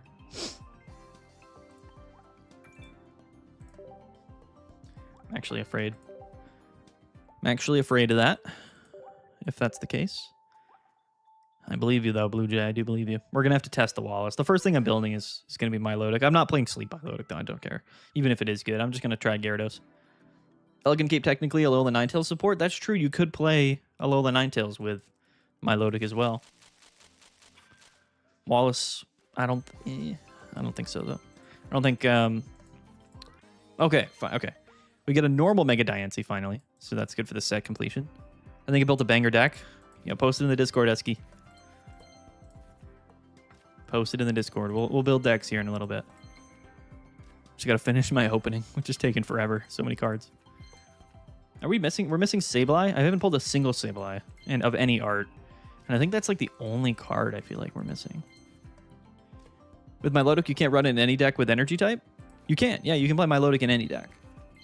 But I'm just saying, like, the reason why you would play Milotic is to play it in a water deck. That's like the value. I mean, you could play it in any deck. It's just the attack isn't that crazy, I don't think. I mean, it is sleep, but there's so much sleep counter anyway. Like, it's like sleep isn't even a viable strategy in the current metagame. I don't know. I don't think people fully understand. It had like a 40% win rate this past weekend. But maybe it's good. Potential new decks, Puppy Pile with Stoutland, Mega Diancie with either Mega Gardevoir or Giratina. Or a Carbank, or just Carbank. I'm probably going to try Diancie with Carbank first, actually. Because that's what the new card they released with it. Wallace better also be worse than Quick Grow, which is an item. Yeah, I mean, that's true. That's true. But Grass doesn't also have... That is a good point. Yeah, because Quick Growth... I don't remember the wording on Quick Growth, but I'm sure it's different. I'm sure it's different than Wallace's wording. But that's a really good point, Mitchell. That's why I assumed it would work turn 1. Because cards like that, like, it doesn't make any sense. Like, if you couldn't do it the same turn you play the Pokemon, then, like, why'd you really even care to play the supporter? You know, other than just, like, I guess the extra consistency, maybe, but just pull the Rainbow Sableye. Oh, I want the Rainbow Sableye. Actually, I want the normal Sableye so I can complete the set. I mean, I could craft it. Somebody could send it to me, but I think Sableye is more of a one-of card anyway. So, feeling pretty all right there. YouTube power. Wallace can be a heal if you fetch heal Milotic. This set, dude. This set is full of bangers, dude. We got the pink Vaporeon. Frozen Flow. Not a bad card. Also Vaporeon, but we can't Wallace it, but it is a good card, I guess. You can Elegant Cape it. That new Goomy art is incredible. Oh my god, how many Dedennes are we going to pull? No Sableye, but I got 6 Dedenne EXs. You can play Wallace turn 1, though. Yeah, I know. But the thing is, Wallace, though, you need... The basic Pokemon needs to be 50 HP or less, and a Water type, I thought, for Wallace. Or is it just 50 HP or less? I mean, you could play... You could also just play Boosted Evolution anyway, though. So it didn't really matter, does it? Quick Growth specifies that you can't use it on turn unless the Pokemon's down. Yeah, so Wallace will work turn 1. I forgot the wording specifically on Quick Growth, but that does make sense. This might be our last 10 pack. I haven't kept track, but... Yo, shout out Nard, Twitch power. Shout out to everybody on Twitch. Shout out to Twitch. Wallace without cheating Evos is 10 times worse than CC as draw consistency. Yeah, I agree. I agree, actually. I mean, it's not bad. You probably would play like one of them, like maybe. If your deck is entirely water, like, you know what I mean? If your deck is entirely water stage 1 Pokemon with 50 HP or less. I say this once a month, but the pull rates are horrible in this game. I don't know. I think they're pretty all right. I don't hate them. That's just Feebas and Magikarp, though. Exactly. That's the whole. That's the whole concept. That you're supposed to be playing Milotic and Gyarados together. That's what they're trying to tell you there. I'm playing Misty in the deck too. I don't even care. We'll see how much space we have. Because we're also going to want to play...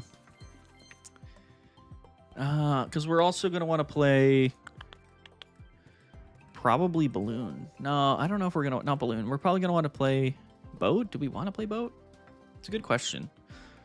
Retreating is going to be a bit awkward in that deck. We got to figure that out. But maybe just also play Mantike. Could just play Mantike. Play one Mantike or something. All right, we packed out? Yeah, we are. All right, so the only card we're missing, I believe, before we build, is Sableye, right? Is that the only actual card in the set we're missing? Yeah. So no Mega Sableye, which is funny. I didn't want to play it anyway. Just kidding. Yeah, okay. I might not even craft it. If anybody has like extra normal Sableyes that they want to share to me, I'm looking at you, Dretzel. Then maybe we do that. Because if not, I'll probably save up for a second Rainbow Milotic. Palkia Milotic? Yeah, potentially too. Palkia's good. Bringing Palkia back would be hilarious. Milotic only power itself up? Yeah, but we have Elemental Switch. We have E-Switch. We got Elemental Switch, baby. All right. So let's get in here. Let's build out these decks. Do you have one? All good. I mean, it's not something I'm really worried about playing right now. No, I think Milotic generates energy to itself. It's like Magnezone. The pack does not see mid. This pack seems gas. All right. Let's do it. Immediately going on the Milotic train. One here. Going double Feebas. Here we go. Okay, so 2/2 Milotic. We'll go double Gyarados. This is what I want to try first. Discard the top 3 cards of your opponent's deck, dude. If we can get... I genuinely do think this has potential. Now, what's the best Magikarp to play? Is it Leap Out? I don't know what it is, actually.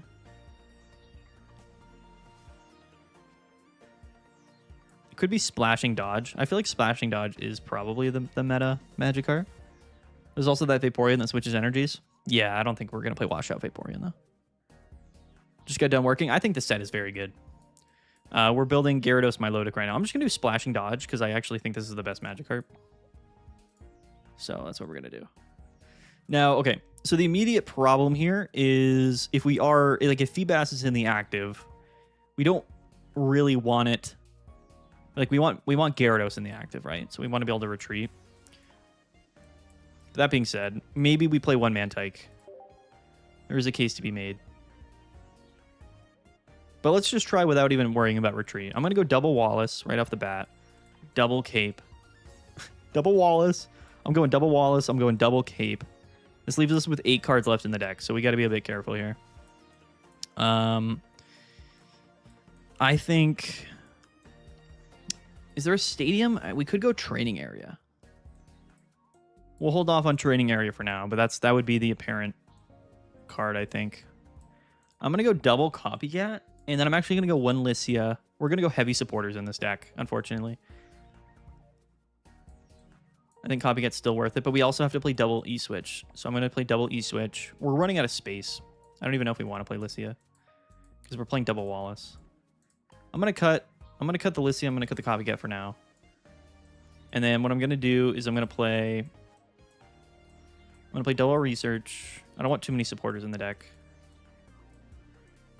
I'm going to play double Ball. We're already spaced out like crazy. I don't think we really need double Copycat with Wallace. So we'll do that. We could go one Lycia. Are we missing anything? I do still want to throw a Misty in this deck, which is kind of meme, but I do just want to play one Misty for the sake of it. Do we need... I mean, that's kind of it. Like, what else do we need, though? I don't think we need anything else. You could... I mean, how many... We have 1, 2, 3, 4, 5, 6. So, I mean, we could cut one Pokeball for one Lycia. That might be better. We'll try one Lycia. It might be too many supporters. But I'll try that right off the bat.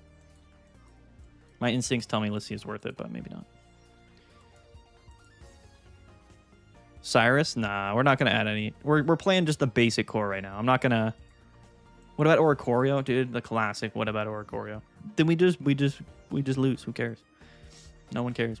Yeah, dude. I just want to try this in its core concept to see how well this in general does.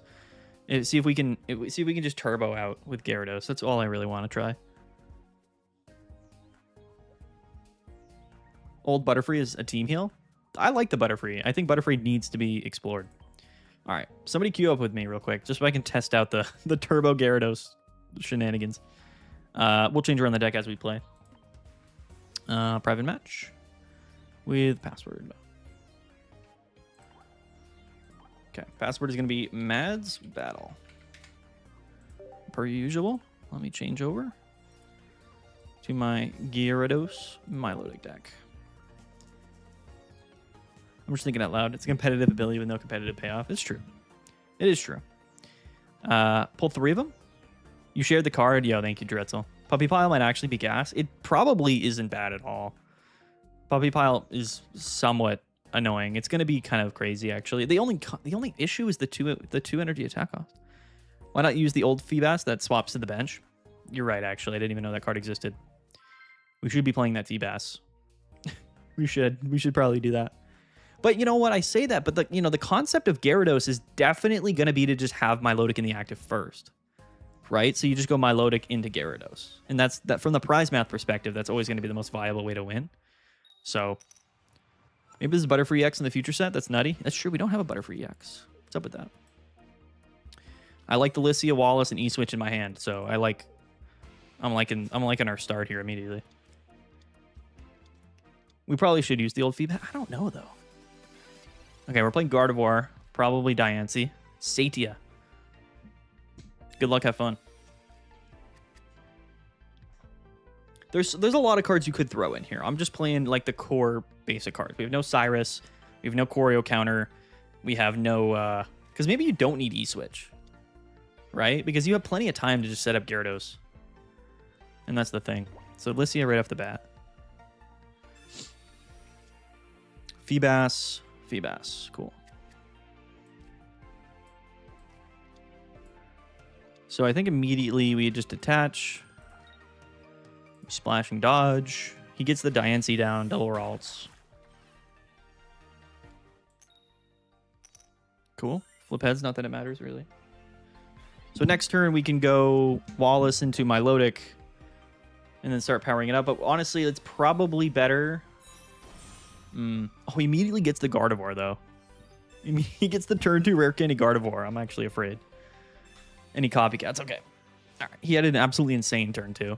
I personally, this was my initial concept for Diancie, was to actually just play this Gardevoir and not the other one.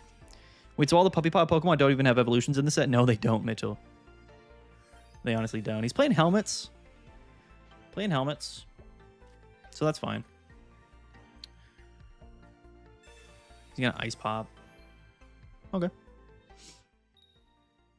He's definitely looking for Peculiar Plaza. I'm surprised he hasn't drawn it yet. And he's got the Comfey in here. I like this setup. I wonder if he's playing Carbink. Because I think this setup, but like with Carbink instead of Ralts, in case you lead Carbink, is probably the better way to go. He attaches and retreats. Oh, we drew the Gyarados, which is really nice. This is really, really nice here. So we're going to Wallace the Feebas. We get the Milotics going.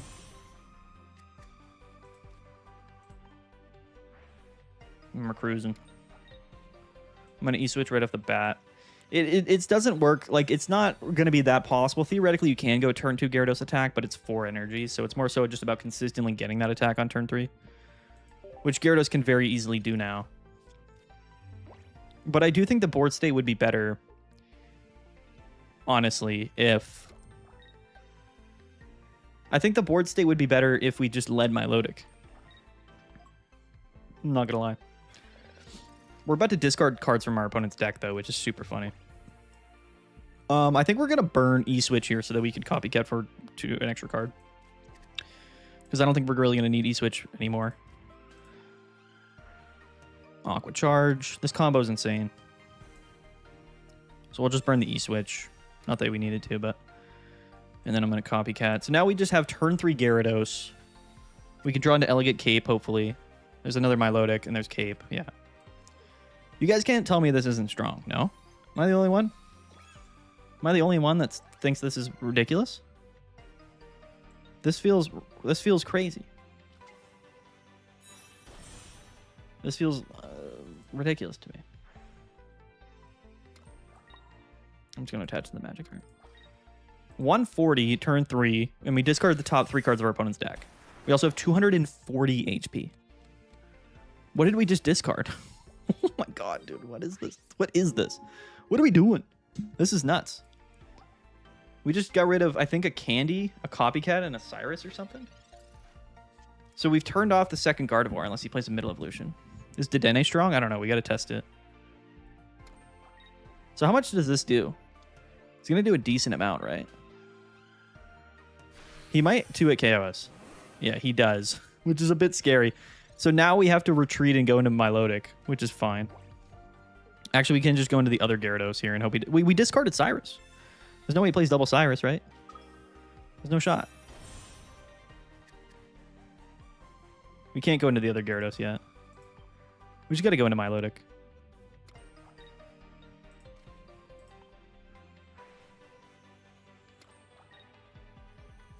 The issue here, though... I mean, we can just go Milotic, right? It's actually not enough to KO, which is sad. See, this is actually a bad spot to be in, though. Diancie's also so broken. He has Jirachi, though. We gotta just go into Milotic and get KO'd. But then after that, what do we do? Is the problem. I guess we can just tank a hit with Gyarados. I don't think we have enough energy, though, because we burned our E-Switch, which was probably not the correct move. Which I think we lose because of that, actually. Kind of wonder if Milotic would be a piece for Terapagos? Could be, actually. That's alright. We're going to get the sleep anyway. We got rid of Comfey. The sleep will stick. Mega Diancie's crazy. It's extraordinarily good. Alright. Alright. We're toast. Unfortunately, though, Milotic only does 80, so... You know, having 170 HP is pretty significant. Does he have a second Cyrus? Be funny if he did.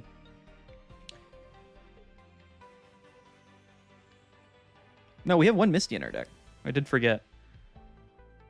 Oh, Diantha's pretty funny. Yeah, dude. Diancie's broken. I'm sorry. Like I'm sorry. Mega Diance's absolutely ridiculous. It's so good. Okay, Cape. See, but now this buys us a turn to charge up the other Gyarados. I didn't even realize we got sleep that turn. I'm just going to Cape the Gyarados. I don't think it really matters here.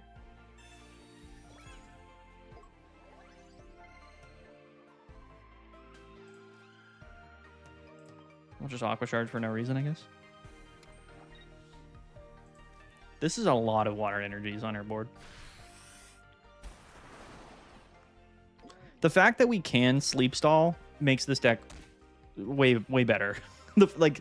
Just the concept, bro. People are gonna rage, dude. People are not gonna like this deck. Okay, people are not happy. Second Diantha is probably coming out. We've only seen one of them. There you go. Get sleep scammed, buddy. GG. That's crazy.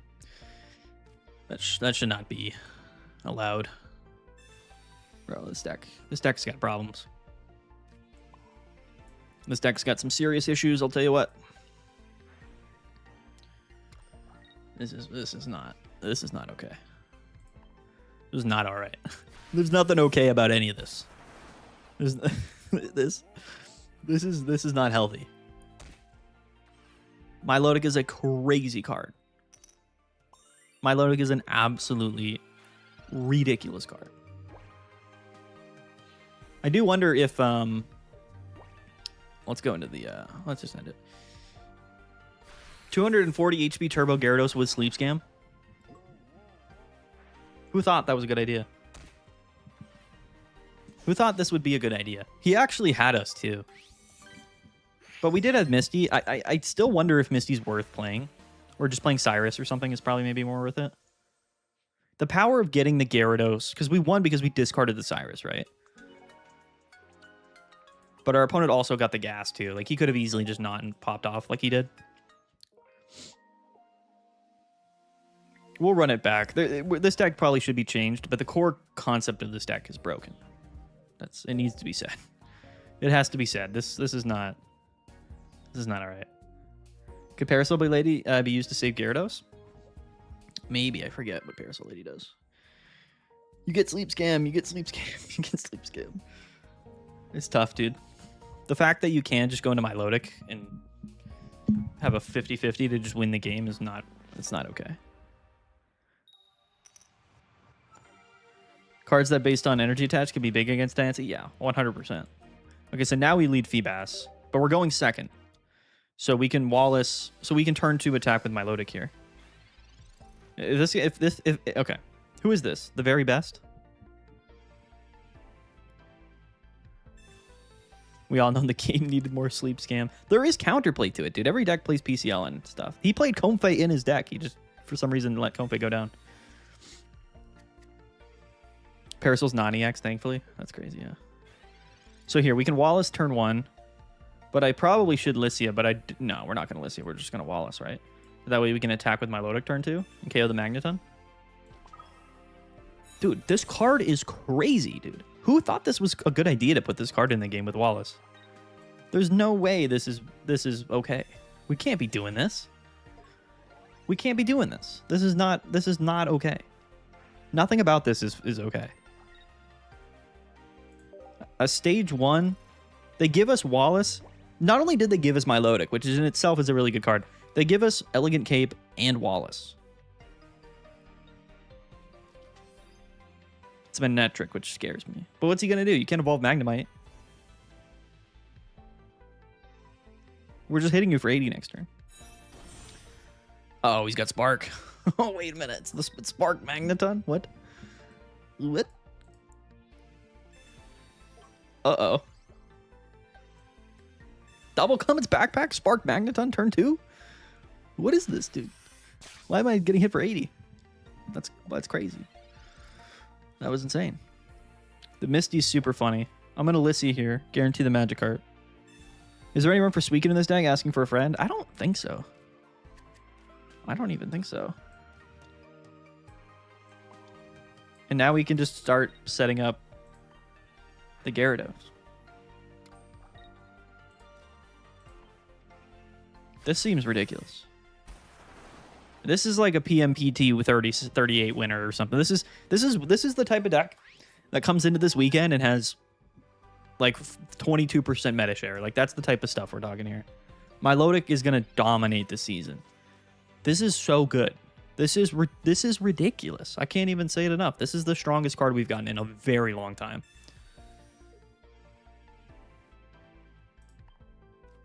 This is what are we doing? What is this? It's over. It's Jover. This man just got rolled. He did flip heads, though, to KO the Feebas, right? The heads mattered. Hold up. Wait. Yeah, hold on. Hold on. Don't concede. Don't concede.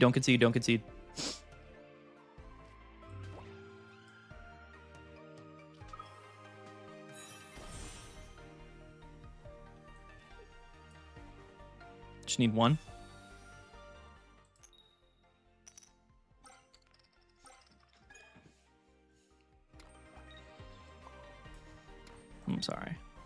I'm sorry. What are we doing? What is this? Is this a joke? This can't be real.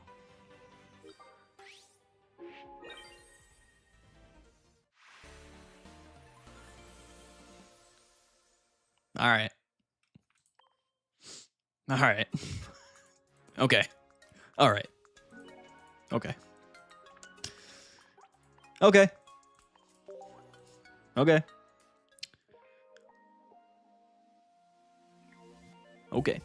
I think Oricorio stonks might be through the roof, quite frankly. I think we might be. I think Oricorio stonks are high right now. I understand you could just play a card in this deck to beat Oricorio, but I mean, come on. Can we? I need some discourse. What are your thoughts about this though? From like an actual, like if we're being real, does anyone have any idea what's going on? The chat is suspiciously silent right now. Don't underestimate the puppy pile. Puppy loving girl gets a lot of value for sure. I don't think Dina reads their cards. It's gonna be a long season. It's gonna be a long season. Content schedule's up on Pokemon Zone. Nice. So the Feebas lead seemed kind of gas to me. Where are we going? We're going second, yeah. So Feebas all the way. Dude, going second leading Feebas with Wallace should just not be allowed. It shouldn't be allowed. The Ogerpon lead. Oh, my eye hurts, dude. I got something in my eyeball. My eye's burning, folks. What is it? What's in my eye, dude? What is going on? I'm in pain. Why does my eye hurt? Oh. Where am I? This Pheromosa terrifies me. I'm just going to Wallace turn one. You always go Wallace turn one. There's never a reason not to Wallace. Why do my eyes burn? It's like somebody's cutting onions, dude. It's like literally like it's like I'm chopping onions currently while I'm playing this game.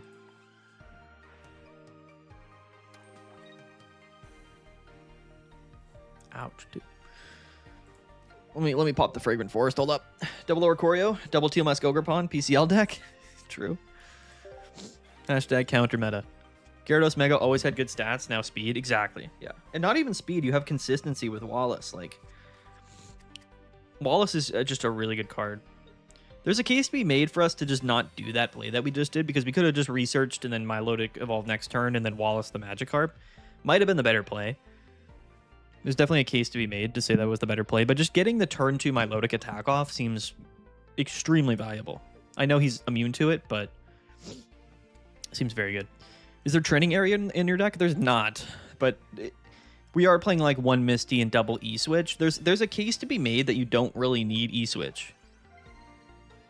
But I do think it seems like it should be valuable, right? But maybe you don't even need like the copycat or the research. You know what I mean? There's definitely more refinement here in the supporters, because I think you got to play the Wallaces. But because I think you're playing Wallace, I don't think you really need... You know, I don't know. Like, what is going on? What were they thinking making this card? If they were thinking at all, I don't think they were, dude. I think they were like, let's just make something good, and they did too much. This is too much. This to me feels too much. We could drop a cape, yeah. I don't even know if the cape's like that important, honestly. I'm just gonna keep the Gyarados. We have 2 capes, so I guess we'll just play them both. We'll just play him both. He's probably got Guzma in his deck. Like 80 on turn 2 is just good, right?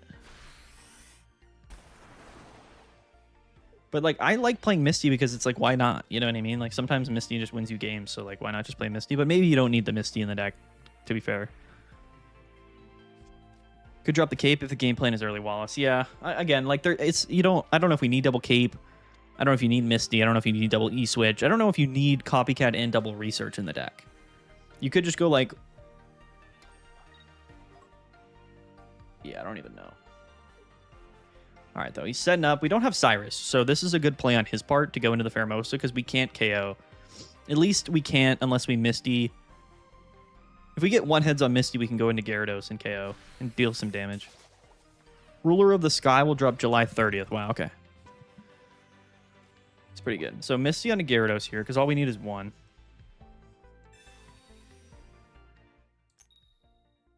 We whiff. Per usual. And that's fine.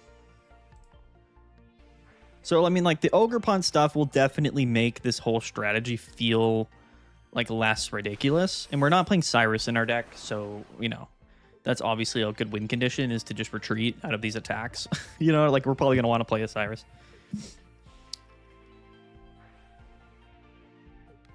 29th for us, of course, just like it was today, yeah. So we get 1 month of the season. It's going to be a crazy month, dude. It's going to be a crazy month. He's already got... How many cards? He's only got 6 cards left in his deck. We are about to discard 3 of them, probably. He can't Cyrus this turn, but there's the Sceptile. We can't Sleep Scam him, which is important to note. He doesn't KO Milotic even if he goes into it this turn, which he won't, so he's just going to Pheromosa. I mean... This is where things get, like, a little bit awkward. We do have double E-Switch, though. I think we go... I think we just go into Gyarados and then retreat. We haven't drawn any other basics, so, like, Pokeball, Lycia, and both other basics are in the deck, and he's probably has... He might not have Cyrus in his hand. So, like, the win condition here is to just go into Cyrus. Because if not, like, we could... If we had a Cyrus in our deck, then we could play around that, but we don't. So, like, I think the concept here is to literally just go into Mega Gyarados this turn. And hope that we discard his Cyrus or something.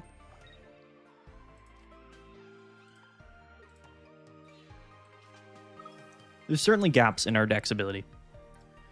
I think Gyarados could be extremely meta. Maybe not, but I think Milotic is ridiculous. All right, what do we discard here? If we had Cyrus in our deck, we would have so many other win conditions. All right. All right.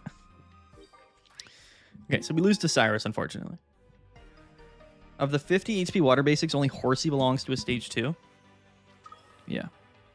Not that you... Yeah, but you couldn't Wallace up to the stage 2. You could only Wallace to the next evolution. So Wallace is for stage 1 water Pokemon, which clearly is Milotic, but also... This is going to deal 50, which is scary, because with Poison, I think he can just KO next turn. Or close to it, at least. We don't play Cyrus, so that's a core fundamental issue of our deck. Maybe he doesn't have Cyrus either. It's unlikely, but it's possible. Get the Feebas down.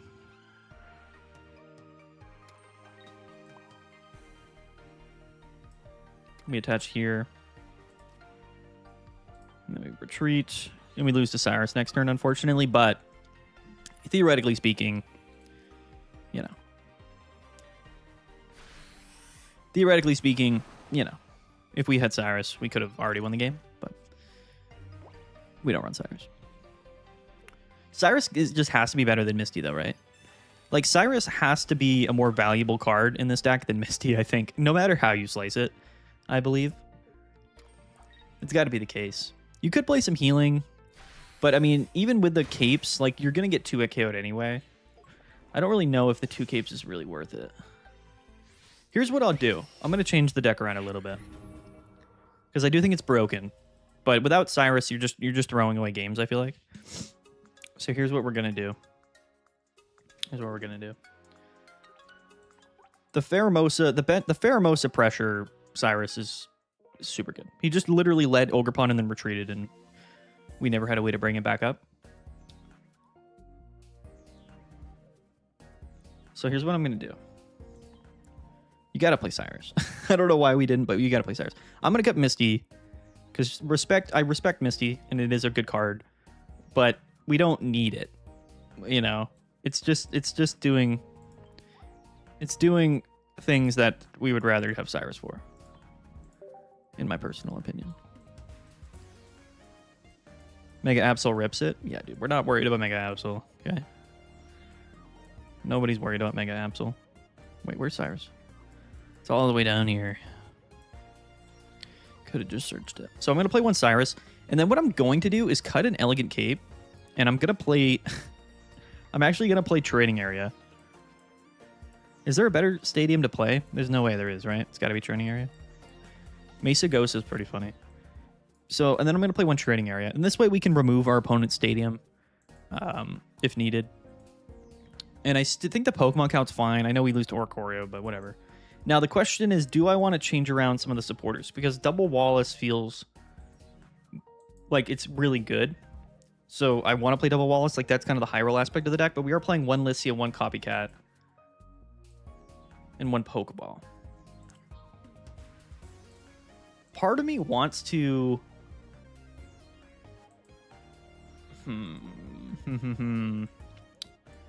Part of me feels like we could cut the Copycat or Lissia or something like that for the draw supporters, because like we're playing Wallace more often than not. Could do Hiking Trail, add back second Pokeball, get rid of Lissia. Hiking Trail would be very interesting, wouldn't it? The Dark Solo deck is Hydreigon plus Mega Sableye. Yeah, no way. Of course it is. I think it's literally just an upgraded Absol, I think, in almost every scenario. I know some people are like, oh, Absol's better, but I don't. I think Sableye's better. I think Sableye's just better. I could be wrong, but it's certainly just meant to be played with Hydreigon. Heavy Helmet, honestly, works for Gyarados, but I'll keep this as it is now. It's fine. I think it's a good core. The draw support stuff, like, I don't know. I haven't done the math. I don't know what would technically be better, but it feels weird to play Copycat, Lissia, Double Research, and Double Wallace. Don't underestimate. Oh, you're telling me Big Fish could be meta? Yes, dude. Big Fish is meta. Lissia seems good, but you cannot play her and Wallace on the same turn. Exactly. Right. So that's why, like, I kind of want to cut Lissia. Although we are playing four basics and they're all under 50 HP, so, like, you know, part of me feels like we should. But, like, you're going to play Wallace if you go first anyway, right? So, I don't know. Maybe we play double Pokeball. I don't know. More Ogerpon. This is somebody's actually playing Ogerpon Lightning. They're playing Org. If we see an Oricorio, we're conceding. There's genuinely no reason to play Oricorio. They broke the pattern this set. They made Lillipup and no more of its evolutions. Our Piplup? Yeah. All right, we're... Sorry, pal. We're not playing against Oricorio. Apologize. I'm not doing it. Sorry. And I'm not putting a card in my deck for Oricorio either. It's not the point of it's not the point of this video. That's not the point of this this gameplay session. Shout out to you though for auto winning. If we were to play a card, what would we play, you think? Play the, like, at the non-EX Gyarados? Potentially. Butterfree plus Klefki plus Hisuian Zoroark.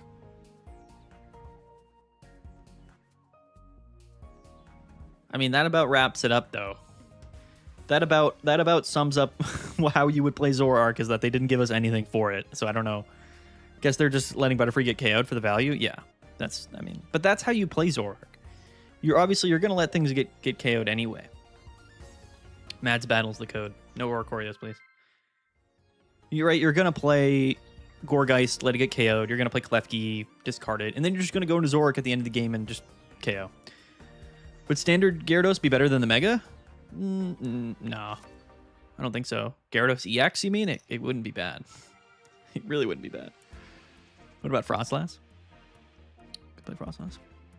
Okay, so now we're going first, which is fine. Ooh. Alolan Muck. So now we get all our basics down, which is cool. We start with Cyrus. So we thin 2 out of the deck immediately, which is good. I think we're going to do this. After this game, I'm going to go and test out Diancie, because I think Mega Diancie is going to be really, really good. It's going to be really good. What does Wild Swing Gary do? The Mega? It does 140 and you discard the top 3 cards of your opponent's deck, which is absurd. It could automatically win you the game outright. It's extremely strong. But we have no Wallace and no Milotic in our hand, which is suspect. Mega Kang. I think Dedenne honestly is really decent. We should test Dedenne as well. Oh, we're poisoned. We could have gotten KO'd this turn. Oh, all right. So this is an unfortunate turn, right? Quite unfortunate turn for our fellow Feebas, who will be getting KO'd.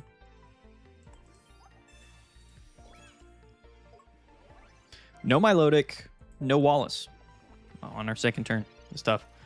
Hisuian Zoroark with the new Caterpie Butterfree is a good way to get Pokemon in the discard pile with Caterpie's Auto Evolve effect getting...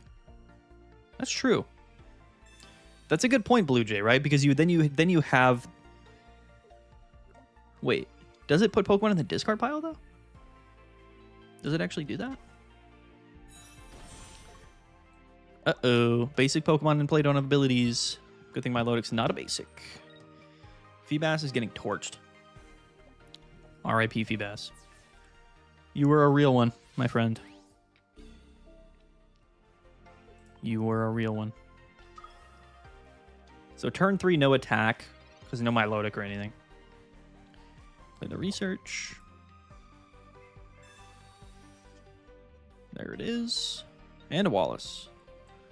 Sure.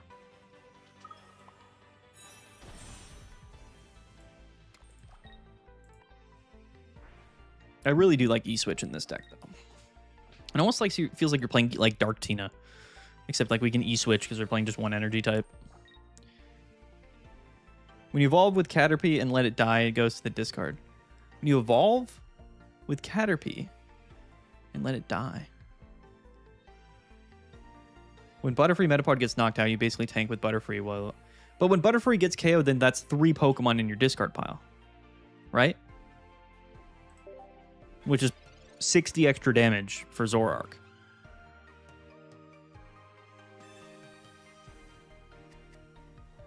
Does Wallace work with any stage 1 or just Milotic? It works for 50 HP basic water Pokemon. So Feebas and Magikarp, basically. They definitely designed Milotic to work with Mega Gyarados.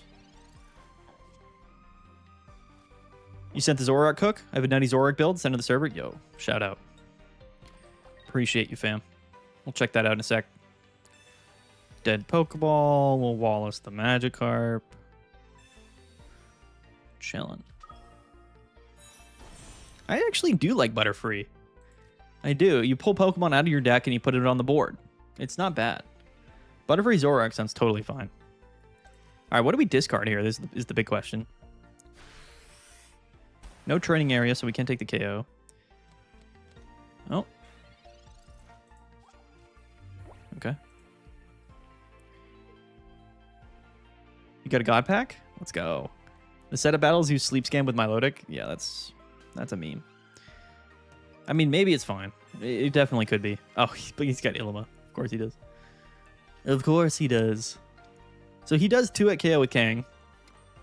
Coincidentally. Because we don't play any healing in our deck.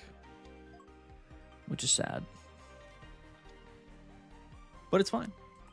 He probably just has Cyrus in hand, to be honest with you. I think all of these games where we're forced to go into Gyarados is like not ideal because, you know, like we're not playing healing, so we're not going to get out of 2-hit KO range, right? Like he goes into King here because he definitely just has Cyrus. You know what I mean? There's like no real way around it. So then, but then we sleep scam, right? That's our counterplay to that. Sleep scam. Water pulse. Unfortunately, though, we cut a cape, so we probably should have put it on my loaded, because without it, Kang KOs us. Oh! Kang does 140. No, it does 120. Forgot it. Could easily do 140, though.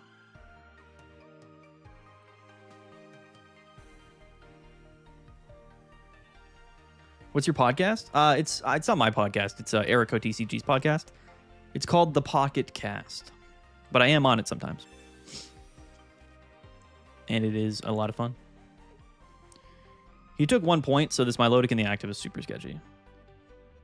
And we cut Misty from the deck as well. So there's literally no way we win here. Other than... yeah. We just need the sleep to stick, I guess. If we had training area the turn before, we would have actually been able to KO. 80 damage is not nearly as good as 90, which is why I think training area is the correct play. Yeah, we basically just need sleep to stick another turn because he'll 1-hit KO Milotic if he has like red or something, which I assume he does. There's no way he's playing Kang without Giovanni or red. So, I'll just split here. That's fine. We would have won if we had training area earlier on. But sadly, we didn't.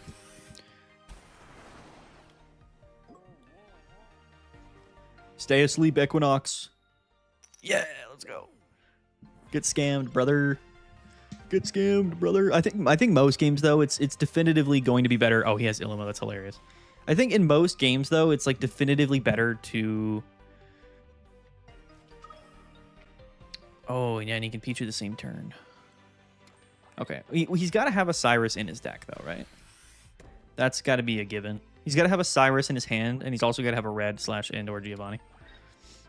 I believe is the likelihood. It's got to be the case. We don't have any way to attack with Gyarados.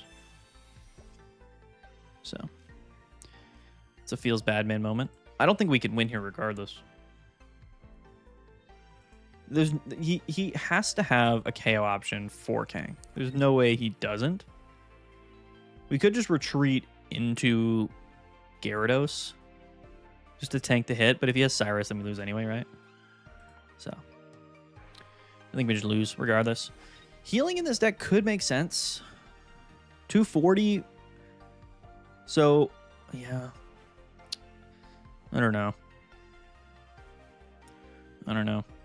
The Illuma Kangaskhan stuff works perfectly against us, though. We don't really have a counterplay to it. Illuma counters sleep very, very effectively, I will say. All right. GG, my friend. We get Illumud. We didn't actually really discard anything important to his deck, unfortunately, with the Gyarados attack. And Regigigas has 150, which whiffed the KO. Like, we couldn't even KO it with Gyarados, which is really funny. All right, he's got to have Cyrus, of course. But even if he didn't,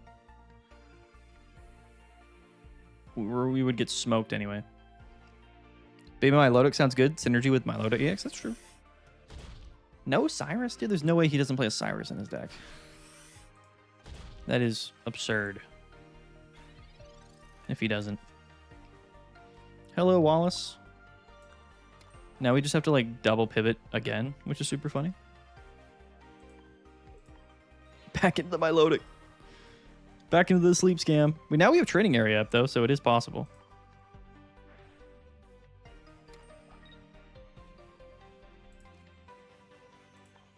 Here we go. This man's played 2 Illumas, bro. Just trying to win this game. Let's go. Flip tails. Ah. All right. So he's got to have a red or a Giovanni. Because he didn't play Cyrus last turn, but there's no way. Yeah, he's got the red. Okay. Interesting. So he doesn't play Cyrus, which is kind of crazy. We did cut the cape. If we hadn't cut the cape, then we would have actually been... No, we would have gotten KO'd anyway. Because this does 180, because Kangaskhan's a beast. An absolute legend. Yeah, Regigigas, Kangaskhan, and Ilima is a really good counter to this deck, because you can nullify sleep, and also you don't get 2-hit KO'd anyway by a lot of the Pokemon. And Regigigas doesn't get 1-hit KO'd either. I like it. I like it a lot. I mean, Training Area, Gyarados could have KO'd, but we didn't get Training Area. But Ilima's going to be a really, really good counter to this deck. For sure. But I think the combo of discarding cards with Gyarados and Sleep Scam is crazy. Maybe my load could be good, but you get screwed by Wallace. That's true. That's true. You don't know what you're going to get. The random battles, Milotic is sadly using Darkrai. Using with Darkrai to Dedenne with Pichu and new Emolga. Yeah, I think that's probably fine, actually, for Dedenne. I kind of want to test it. It sounds fun, I'm not going to lie. I think Zeraora might be better, though, than Pichu. Don't you think it would be? I don't know. All right. I think Milotic's broken, dude. I think Milotic is absolutely gas. But I got to imagine playing Darkrai with it is just not that good. Can't be. It cannot be better. You're just gonna lose. You're gonna lose to any deck that's playing Sleep Counter. That doesn't seem smart to me. I don't know why you would do that. The Zora or Caterpie stuff sounds very interesting to me. But next up, we need to test Diancie for sure. Was there a full art Carbink or anything special with Carbink? There wasn't, was there? So we're gonna go double Diancie, and then what I want to do here is I think double Carbink. And then I want to go Gardevoir. I think Gardevoir is the move still. We're just going to go full turbo. It's got to be teleport, right? It's always teleport routes. And then Gardevoir. And I like this. Not Mega Gardevoir. But Psy Shadow. I forgot this Gardevoir had a full art. That's beautiful. That is incredible. Now that is 8 Pokemon, but that's okay. We're not going to be playing Comfey. We're not going to do any of that. I'm not. Again, like I like to build my deck very basic and then go from there. You know. Okay. So, I think right off the bat we want Plazas. We definitely want Plaza. I think double Plaza. Diantha, I do think we want Diantha, so I'm going to go 1 Diantha, at least. We need to prioritize copycats, candies, and then double research. So what does this leave us with? A decent amount. I'd use 1 Diancie, 2 Meloetta, and Xerneas for Oricorio. Yeah, we're not building our deck around Oricorio. We're not doing it. We're not going to do it. Don't forget Cyrus. True. We could just play Sabrina and Cyrus. Forgot we need Pokeballs as well. Extremely limited right off the bat. But I think that's fine. I think that's fine, honestly. And then what? We just play Cyrus? No tool cards? I don't really know if Diantha's that worth it. I'm not gonna lie. In what matchups are you surviving 2 more hits with Diantha? I'm actually not even gonna play Diantha. I think if you're playing Gardevoir EX, you play Diantha or Mega Gardevoir, but we're not. We're also playing this Gardevoir for Oricorio. So, what's the verdict on Milotic Mega Gyarados? I think it's very good. I do. I think Milotic in general is broken, and I think the only way you play Milotic is to either just play stupid Sleep Scam, which you get hard countered by most decks and you lose, or you play Gyarados. Yeah, Oricorio can attack. So this is all like 2-0s, but then we have 1 other card in the deck. And like, what do you guys think? Like, is it worth playing a Cape, a Helmet, or play a Sabrina? Probably as a supporter, right? It's got to just be a supporter play. I think we just play Sabrina. But like PCL would be a slot in here. You could swap 1 Plaza. You could swap 1 Plaza and you could play like 1 starting planes, 1 giant cape in here somewhere. But this is like the basic, I think. This is just the base. Could play Comfey. We're not playing PCL or anything. We're losing to sleep currently, but that's fine. I want to see what the deck is in its very core you know, at its very basic form before I add tech in, right? That's how you test decks, is you build like the base 20 cards, and then you take out cards that you don't necessarily need for popular matchups. I think Meloetta is good, but our leadoff is Carbink. We're not playing Meloetta. I think you play Carbink. And because I think you're just going turbo energies. Did we see Zoroark cook yet? We have not cooked Zoroark yet. We've only done Milotic Gyarados, but now we are into Mega Diancie, which I am excited for. I think this also has a lot of potential. We have 170 HP. I'm not even that worried. Also playing Psychic. Okay, we lead Diancie. That's fine. It's all good. Are we going first? We are. Okay. It's a little unfortunate, but it's fine. Meloetta is always better if you go first than Diancie would be, but Diancie's broken, so. And we're playing Sleep Scam. Dude, what are people doing? Is this what we're playing in the new season here? We're playing Sleep Scam, really? It's crazy. There's our boy Carbink. I'm going to plop the Plaza and just immediately retreat, frankly. Could copycat this turn, but I'm not going to. I'm going to copycat next turn, probably. We don't have any other supporters in the deck that we would want to play, so. Probably going to go Boosted Evolution Eevee KO. Yeah. I mean, all right.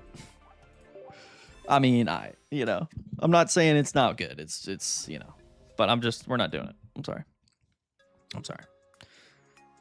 We're not doing it, okay? The Boosted Evolution going second Eevee lead double Darkrai Espeon. I'm sorry, we're not.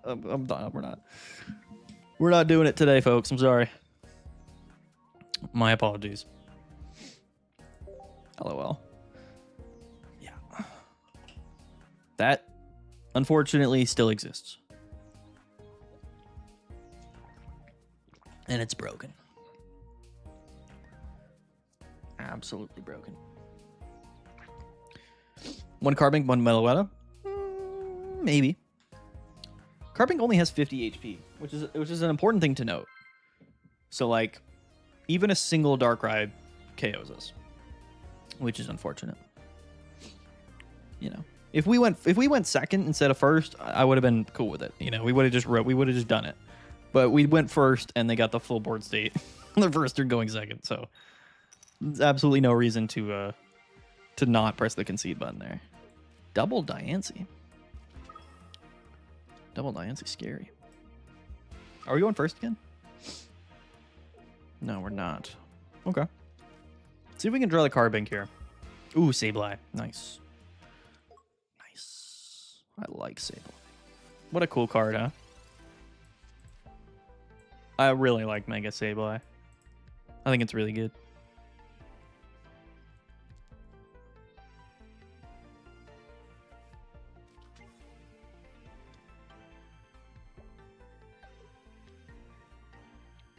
I think this set's got bangers, folks. I think this set is full of bangers. Whatever single Gyarados or Milotic would be better too? It could, yeah. It's possible. Can we get... I should have researched first. Can we get the Carbink? Cool. Cool. Now, this doesn't deal damage, so I'm not actually worried about the Sableye shenanigans here. But we do want a Ralts. If we draw a Ralts Gardevoir here, it's insane. Pokeball? Okay. Double rare candy in our hand's a little annoying. And it's Ralts. Cool. So this is more like it, okay? The meta still feels like a going second meta. Although Milotic in Wallace is kind of a going first strategy, which is kind of broken, but...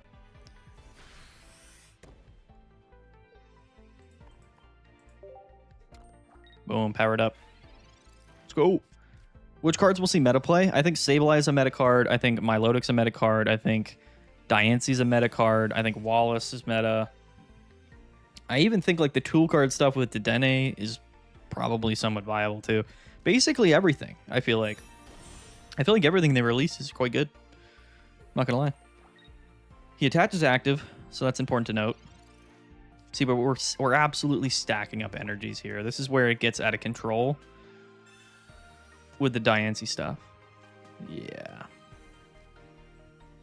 Yeah. It's a little aggressive, I will say. 7 cards in deck. We have the full board state. We could just shoot out the Carbink now. Because if Gardevoir is only to the active, which is unfortunate. I mean, we could attack with Diancie this turn and get damage onto the Sableye, but that can't be the way we do it, right? That can't be the... There's no way. Small Balloon is meta. I think Small Balloon's very good. I do. Look at all these energies. Look at this, dude. What is happening? What is this? We're about to go into the next turn. Yeah, I mean, this feels good. I'm not gonna lie. Because it's like, what, you know, like, what do you do? What do you do?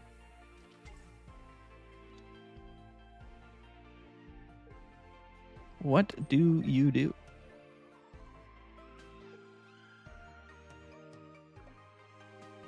Ah, he's gonna retreat. I guess you have to, right? So what is this?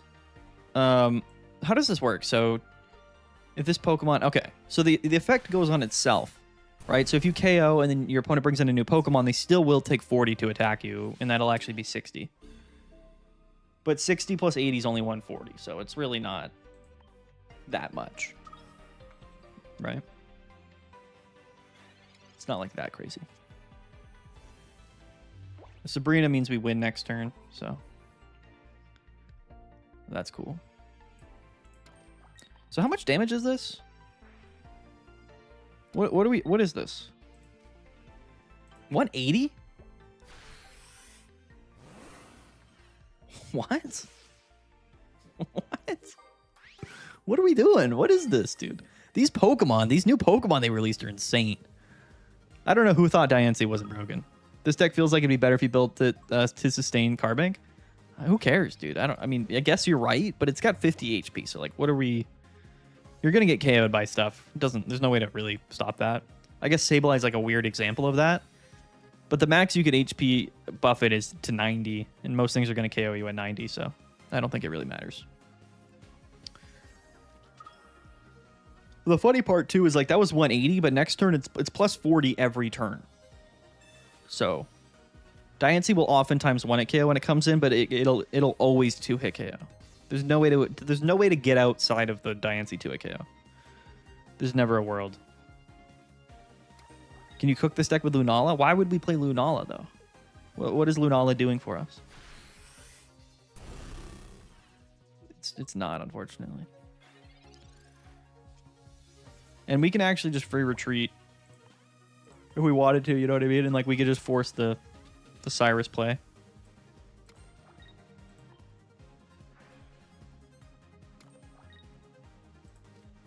$220. This is ridiculous, dude. This is crazy. This is crazy. This is crazy, dude. This is crazy.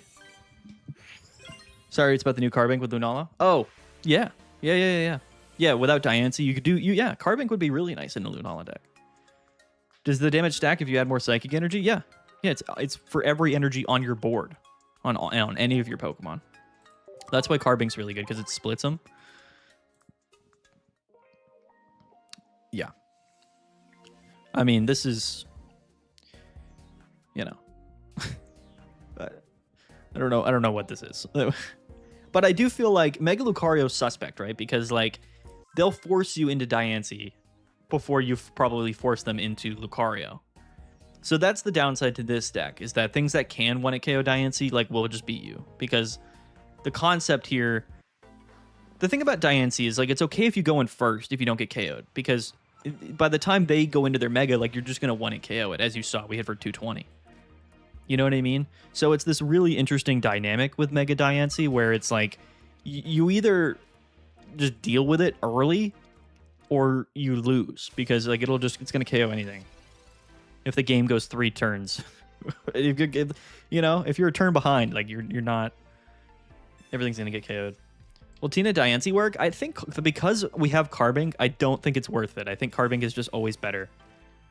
Now you could play Mega Gardevoir Diancie. and then just sort of play Diantha, but I don't love that, so.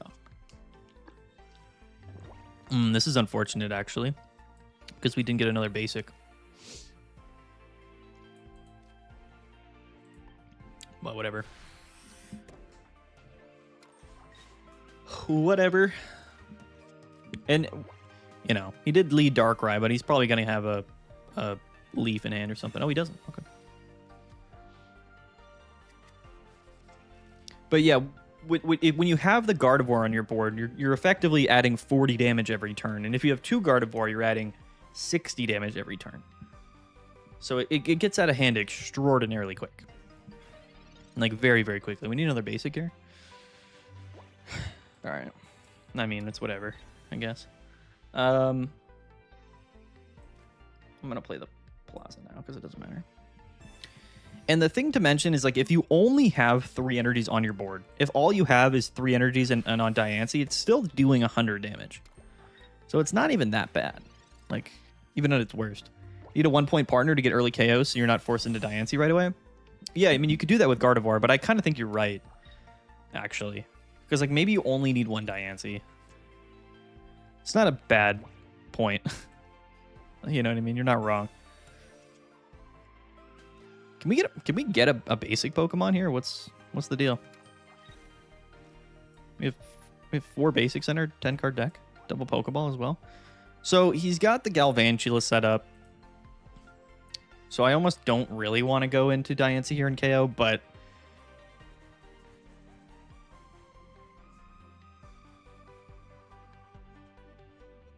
do we just do it? We probably don't. 70 plus the he's going to try to stretch, he's going to paralyze, and then he's going to try to sleep after, right? We have to, because we can't let him stack energy, so I guess we just retreat. Galarian Rapidash? That's an interesting choice. This might be a losing play, but Energy Pass, Miss Magius, Drifloom, Mega Diancie, Fatina. That's crazy, dude. Yeah, there's a lot of crazy stuff you can do because Psychic has so many options. Baby Guard probably better than Mega. I think so, because it solves Oricorio problems, but also it's just not a Mega, so you know it's fine. All right, let's see if he can win here by just straight up paralyzing me and then going into sleep scam here. I'd be curious to see if this does work for him, which it very well could. We'll put this down. I'll attach. We don't run PCL or anything in our deck, so we straight up do just lose to sleep if we don't break it, which is kind of funny. And by funny I mean depressing, but you know, 1 PCL is probably worth it. 2 people have brought sleep decks into this into these matches already, so I still think playing 1 PCL in your deck should be like an auto include. Unfortunately, like if you're playing a deck right now, you have to play 1 PCL and 1 Cyrus, or else you're just going to lose games that you shouldn't be losing. And that's just the reality of it. So, it's all good. I don't know what we would cut here. Potentially Sabrina. Sabrina's not like a super high priority card, I don't think. He's going to do the Joltik? Hello? Gets rid of Plaza, that's fine. That's true, we could play Comfey in the deck instead of PCL, but honestly, I feel like I'd rather just play PCL than Comfey. But maybe not. Rest in peace to this fella. It's tough to see. Tough to see. But the thing is, like, when you're playing Comfey, like, you want Carbink, you want Diancie, so, like, what would your board state be? Just 1 Diancie with Comfey? But then what do? You don't have anything to retreat into, so you can't really force the Cyrus win con, can you? You know, which, like, doesn't feel as good. I don't think.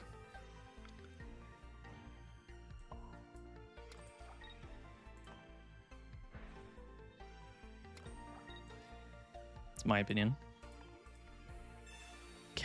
Caleb in Diancie deck? What does Caleb do? Yeah, because if Carbink is just for setups as Slash Revice, then you risk getting hit first based on the matchup. Still, this card seems busted.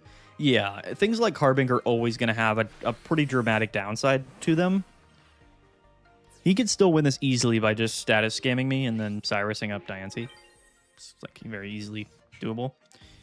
Carbink is nice. You don't always have to bench, or Comfey is nice because you don't always have to bench it. So, you know. Okay, he plays Will this turn to get the paralysis and the 20 off. I don't know what that does for him here. So then he can guarantee paralysis next turn. Maybe he's just trying to draw into the Cyrus, I would imagine. Potentially. I mean, at this point, we just flip coins until we win or lose. So, the game is out of our hands at this point. Dealing 220 damage isn't going to help us in this matchup. What do you think of my Milotic? I think my Milotic is broken, mate. I think my Milotic is crazy. It's like if Magnezone had Sleep Scam built into it. It's so good. It's absolutely ridiculous. It's genuinely. So is Galvantula Memory Late, though, by the way. This is something else. This is on a whole nother level. I would definitely... We probably should be playing a Comfey in this deck. But what are we going to cut, though? What do we cut? I do definitely want to play double Mega Diancie and double Carbink. So it's like, what do we... Oh, we lose. That's hilarious. The will chains, dude. He chains the wills together. That's pretty funny. Dude, that's hilarious. Will Galvantula Memory Light is insane. You just can't break out. Now, if you just had any way to counter status, then you just auto win. But, you know, for me to be playing a deck with 0 status counters, it's kind of broken. I'm not going to lie. Cut Sabrina at PCL. Yeah, I mean, you're not wrong. You're not wrong. PCL is just in general, I think, more valuable. Is PCL better than Comfey? I think it probably is, right? It's got to be.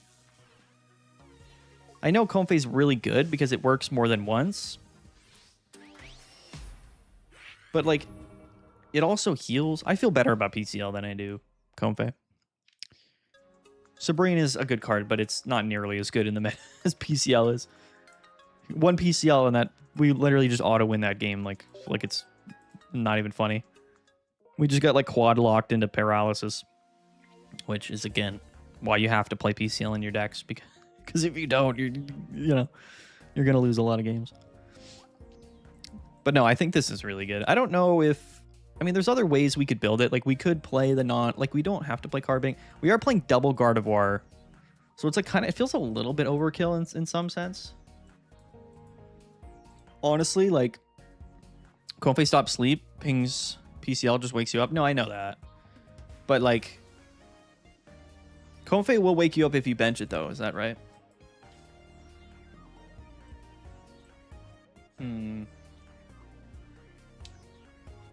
Very interesting. How much HP does Comfey have? Does it have 50? If it has 50, then you could do Lissia shenanigans, which I kind of like. I don't think you need double Gardevoir. But playing one rare Candy Gardevoir seems suspect anyway, right? Because we could play Lissia if we played the Comfey. No, Comfey's 70. What am I talking about? Yeah, that's probably fine. I think that's more than okay. Because even if you are already asleep and you play Comfey, it immediately will wake you up. Yo, it's all good, Garrett. Don't worry about it. I didn't have any status counters in my deck, so I deserve it. And if it requires energy to be attached, yeah, but we're not stressed on energy. We have more than enough energy to spread around. It's almost like your opponent knew you had 0 status counters. Maybe, dude. Maybe he knew. It's better than the guy that brought Oricorio to my Milotic Gyarados deck. No, but obviously, like, I'm testing the core functions of the decks, and then, of course, you know, you change around little things depending on the metagame, right? Like, that should be assumed, for sure. Comfey doesn't work if you're energy starved. Yeah, but this deck is not energy starved, luckily, so it's a good thing. Uh-oh, Cast Form. Uh-oh. Ruh-roh. Pokeball before research here, because potentially we can draw Yeah, that's fine. So this is a good example, right, of like where Comfey is going to be nice. I think we can leave Ralts in the active because it's not going to get KO'd. This only does 50. So that's totally fine. And then hopefully we can draw Plaza next turn, but we'll go Rare Candy Gardevoir to evolve anyway to break out a burn. Yeah, we really want Plaza. This is a deck where, unfortunately, you do have to play double Plaza, and there's no way around that. You got to play double Plaza. Double Castform. See, this is a matchup that should be good for us, though, because he can't one-hit KO Diancie, and like we're just going to get to the point where we KO him. He doesn't have a stadium, which is really funny. Like the Meloetta Guard version from Parade.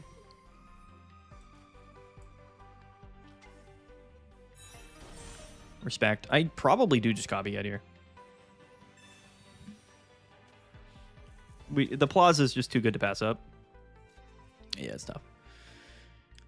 It is rather unfortunate. I think we just attach here and then we Side Shadow to ourselves. There's bad draws. It's a bad start. No Plaza. You know.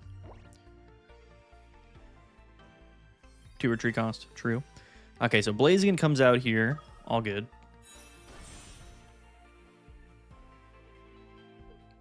No stress. We really just want Plaza. We just want to go into carving for like at least one attack. Oh, he's gonna immediately... Is he actually gonna Flame Patch here? Wow, dude, that's crazy. This man just went Rare Candy, Blaziken, Flame Patch in the 3 cards that he had. What a legend. What a legend. Blaziken's the GOAT, for real. What a beast. What a beast. What do we got? Oh, Comfey. We'll take it. I actually got the water deck you built destroyed twice in a row by Dedenne deck. Yeah, Dedenne is probably not the matchup you want to be hitting in. You probably don't want to be hitting that matchup. I don't actually know if we have enough here to 2-hit KO the Blaziken. Because the Gardevoir just got KO at turn 2, which is a crazy thing to have happen. No, 120, 140 is what this will, yeah. So this will be KO. Even with Lily, we KO? No, I think Lily saves him here, but we have Cyrus in hand. We do lose to a Sabrina. Likely. Would it make sense to do Mega Guard instead? I don't think so. Because then you have to play Diantha, so you don't just straight up lose to... You'd have to play Diantha, so you don't just straight up lose to Cyrus. Which we're about to just probably lose to Sabrina anyway. But yeah. But yeah. Oh, no, we don't. Clutch. 0 Plaza, dude. So this does 120. And we only have 4 on board. And the next turn we're dealing 140. He could Lily us, which would be hilarious. If he has Lily, then he has every single card he needed to win. Because he had Rare Candy, Blaziken, Flame Patch in those 3 cards. Yeah, alright, GG. I think Dedenne's broken. I do actually want to test Dedenne because I think it's got a ton of potential.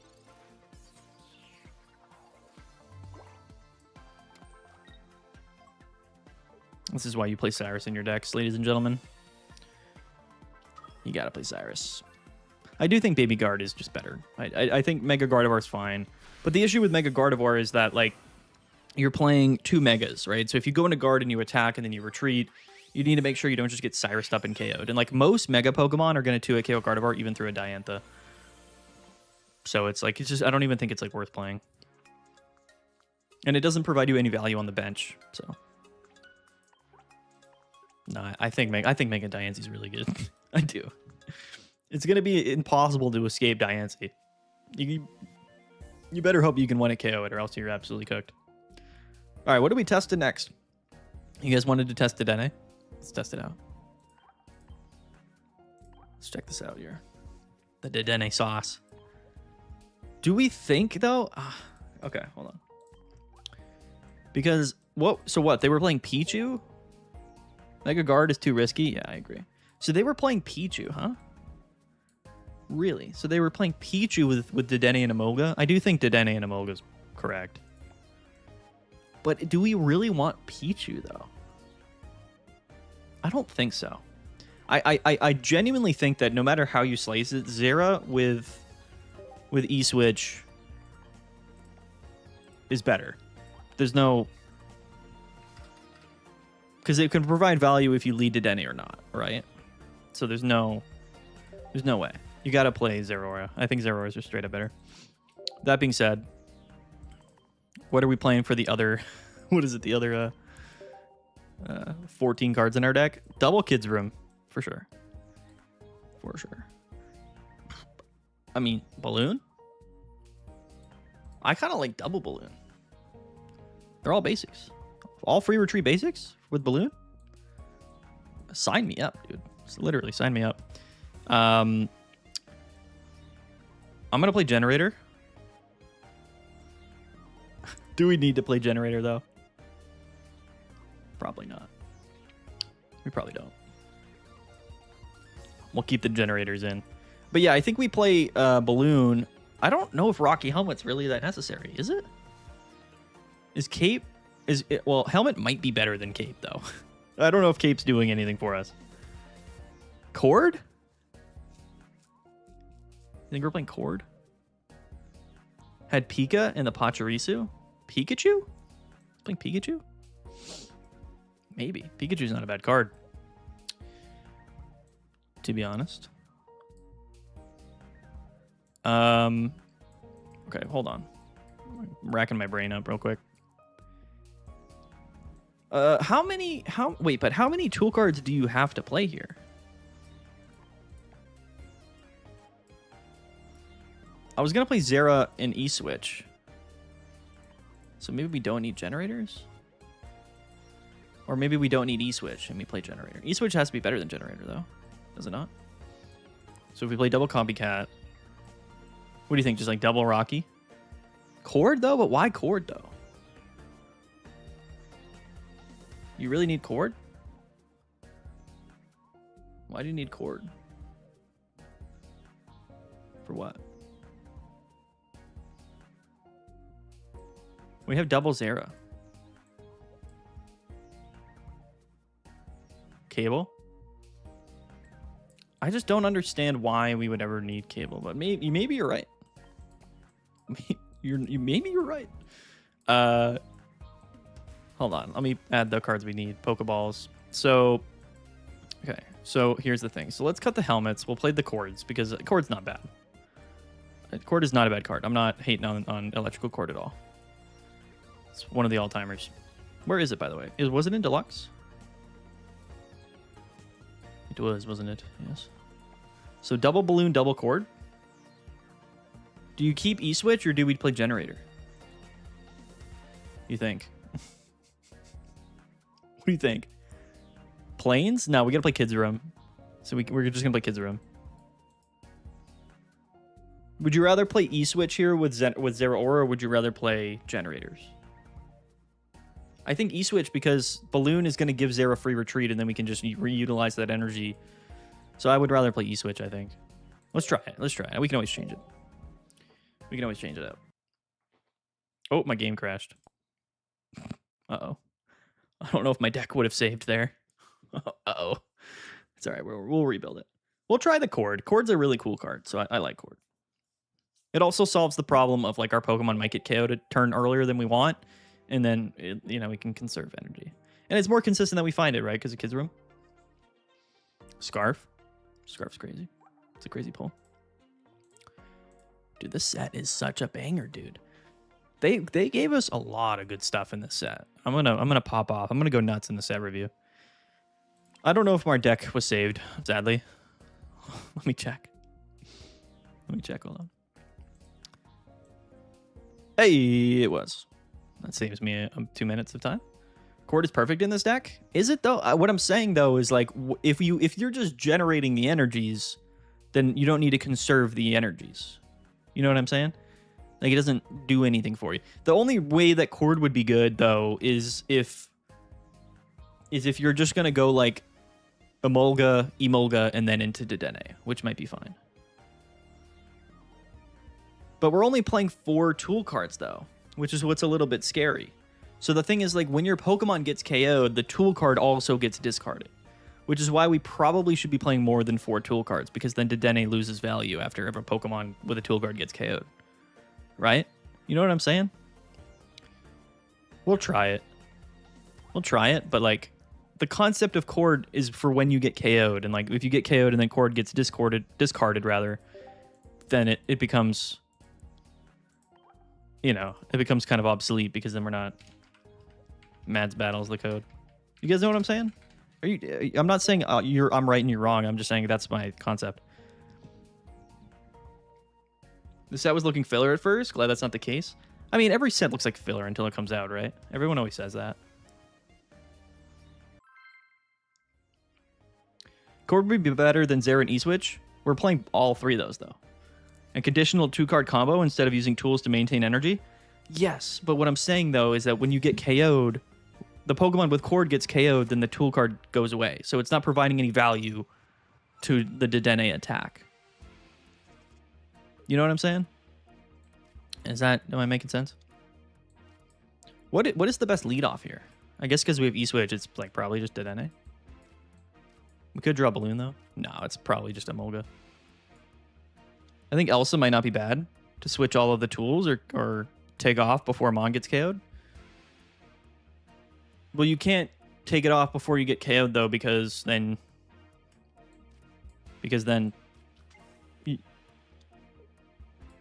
unless you're not attacking with a Pokemon that requires tool cards, because your turn ends after you attack, right?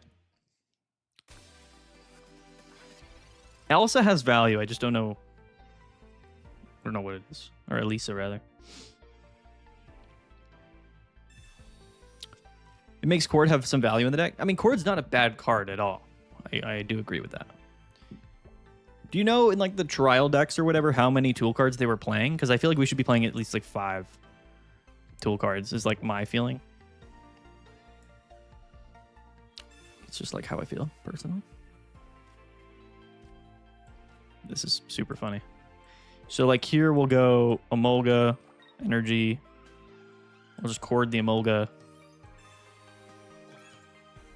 And then we'll do this. I guess we'll just Balloon on the Dedenne or something. We'll hold Kids Room for next turn.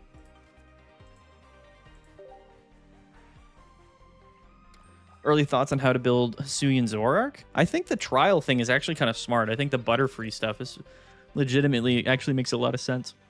I think you play either Gourgeist or Frostlass, but honestly, like Butterfree just to sack it and then put 3 Pokemon in your discard pile is kind of funny. And it's a single energy attack cost, right? So I don't think there's really any like really good way to play it, unfortunately. Okay, Hiking Trail. Rocky Helmet. Flame Patch. Listen, dude, shout out to this guy for popping off. I mean, that was an incredible turn. Attach, Retreat, Hiking Trail, go into Cast Form, attach Rocky Helmet. What a beast. Now, the thing is, like, with Cord here, like, when we go down,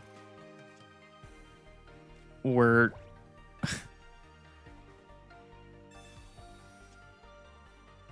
Alright, hold on. So we can Kids Room to get the KO here. But then we're KOing ourselves, and Cord doesn't pop.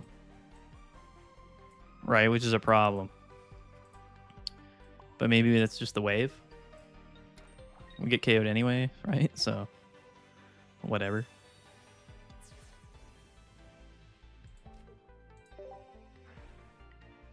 I mean, he's left with 0 energies, right? So, it's probably fine. I don't know. See you later, Dedenne. It is really funny to be able to just guarantee a tool card every turn with the stadium. But yeah, we KO ourselves. Zoroark with baby Pokemon and draw discard Garchomp. Maybe, dude. That would be a crazy deck. That would be slightly a stretch, I think. We actually can just still pop off next turn with Dedenne if we can draw into what is it? But now we're down a tool card, which is like just unfortunate, frankly. Because if he attaches and then just goes Blaziken, like Blaziken will KO Dedenne, which is why I don't really like this whole concept here. His turn 2 was insane. The fact that he pressured the KO like that. Yeah, so he's got Blaziken. Is this to the active? Yeah. Oh, no, he's the bench. We have no way of winning this ever, sadly. This is like a hard loss scenario. Because there's literally no way for us to ever get enough damage to KO. Lucky Egg would be OP. Yes. Because like if we go into Dedenne, we get KO'd. If we stand with 0 aura, we don't one-hit KO, so we just get KO'd. You know what I mean? So like our board state, there's 0 way to win here. So some immediate issues with Dedenne in my mind.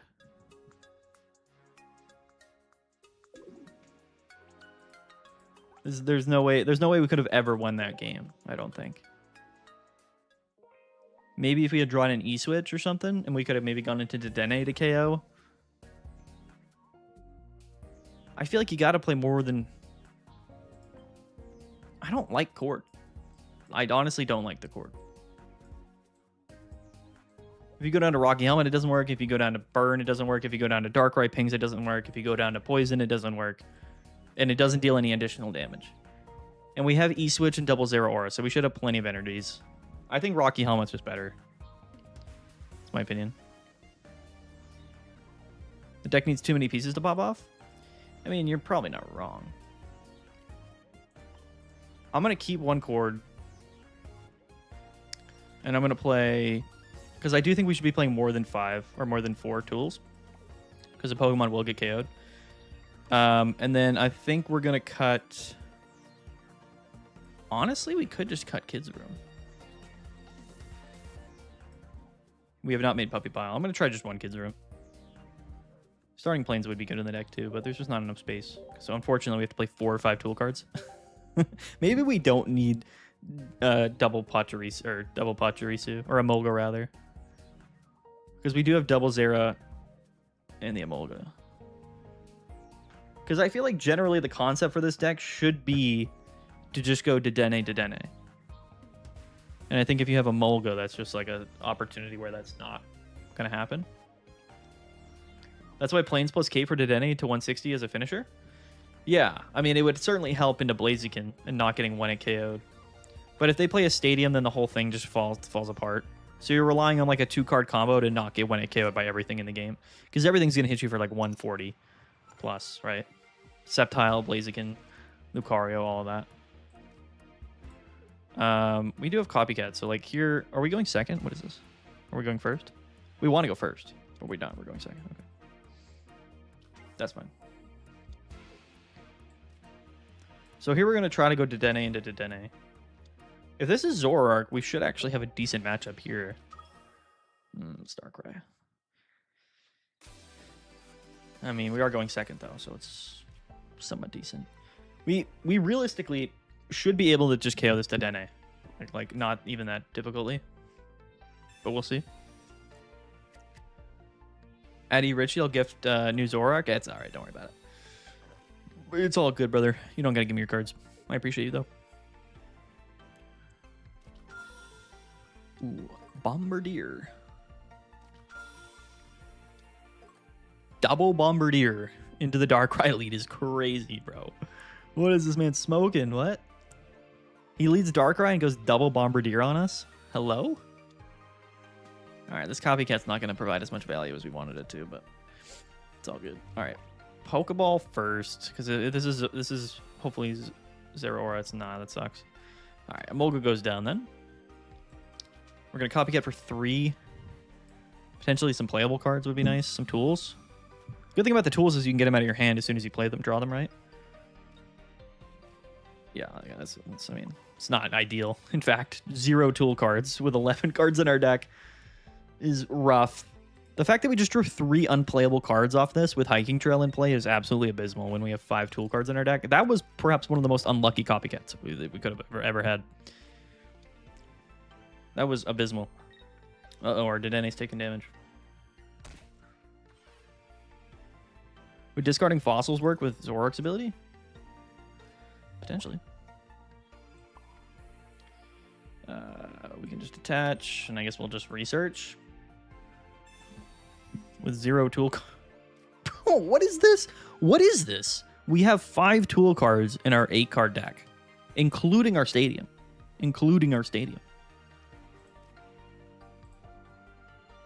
How? How is this possible? Bro. I am not a believer in this deck, quite frankly. Look at 7. Literally, 6 out of the 7 cards in our deck give us tool cards. Hello? What is this? What are we doing? What is this? Bro. I'm tweaking over here, dude. What? All right, at least we can position for the KO next turn, hopefully. Would you use Giratina and Diancie? I think Carbink's probably better. Carbink, I mean, maybe, though. Gardevoir's a good... Or, Giratina's a good card. So maybe it is worth it. It's hard to say. This will always happen, guaranteed. Probably not, Savage, you're right. Pikachu EX would be better. Yeah, honestly. Pikachu EX literally would have been better. But, dude, we're playing... This is, I guess, why you have to play the 2 stadiums. We did cut one because I was like, I don't think we need the second one, but... You, in fact, do want both stadiums, I feel like. I don't think you need the Emolga. I think you can cut the Emolga and just play 5 Pokemon in your deck. Ooh, Elegant Cape on Zoroark. We did talk about this. 180 is legit. 180 is legit. If we can KO the Darkrai this turn... Oh, I forgot he can free retreat. Alright, GG, pal. GG, my friend. We got cooked. Absolutely cooked. I was like, we'll go into zero. We'll go... The dude had double Bombardier. How did we get not a single tool card? We had 7 cards in our deck with 1 stadium and 5 tool cards. It doesn't get any worse. It literally. That's insane. That's insane. Listen, I think Dedene's fun, but it's gonna have too many problems. I think Pikachu literally would be better. Like, I don't know if I'll continue to test this, but I would genuinely just cut these Emolgas and I would just play Pikachu. That's not even a joke. Because Pikachu's probably just better than Pachirisu, right?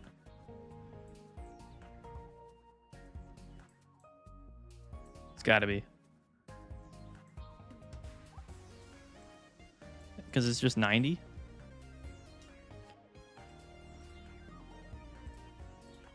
And at least you're dealing 90? Because then you could go like Turbo 90 into something. This has to be better. That just has to be better than Emolga. There's no sense in playing Emolga ever. Because like once Pikachu goes down, then you just go into Dedenne. And we're playing 5 tool cards and we're playing 6 Pokemon. So even if Pikachu goes down, hopefully it goes down on turn 3, not turn 2. But once Pikachu goes down, then we can just go into Dedenne and hit for like 160. Right? And like that's the concept. Which is probably fine.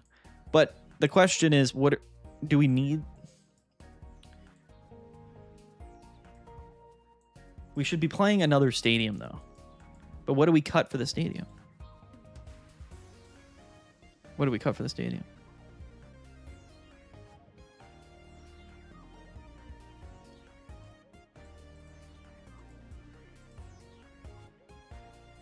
The set is definitely good. I do kind of want to cut... Do we need the Pikachu, though? Would you rather play 2 Pikachu or 2 Dedenne? I'm going to actually just cut 1 Pikachu. Low-key, high-key. And I'm just going to play another Kids Room. Because I don't think we need double Pikachu. Honestly. We'll just play 1. Let me try this one more time. Hey, Pocket Mads, it's me, Zari. Yo, what's up? I'll be playing this weekend. I have a cook. Dude, let's go. Definitely play this weekend. Register if you haven't already. $200 cash in the prize pool with the community donations. We love to see it. And 150 damage Pikachu? Probably not, because it discards energies. I don't think so. I think we'd rather just play 90 and attack for a turn earlier, quite frankly. 150 is not as much as it used to be. Because basically, to me, Dedenne is replacing the 150 Pikachu in the sense that it can hit for 160. So it's like, you know, like that's what it's doing, I think. Is it's helping us reach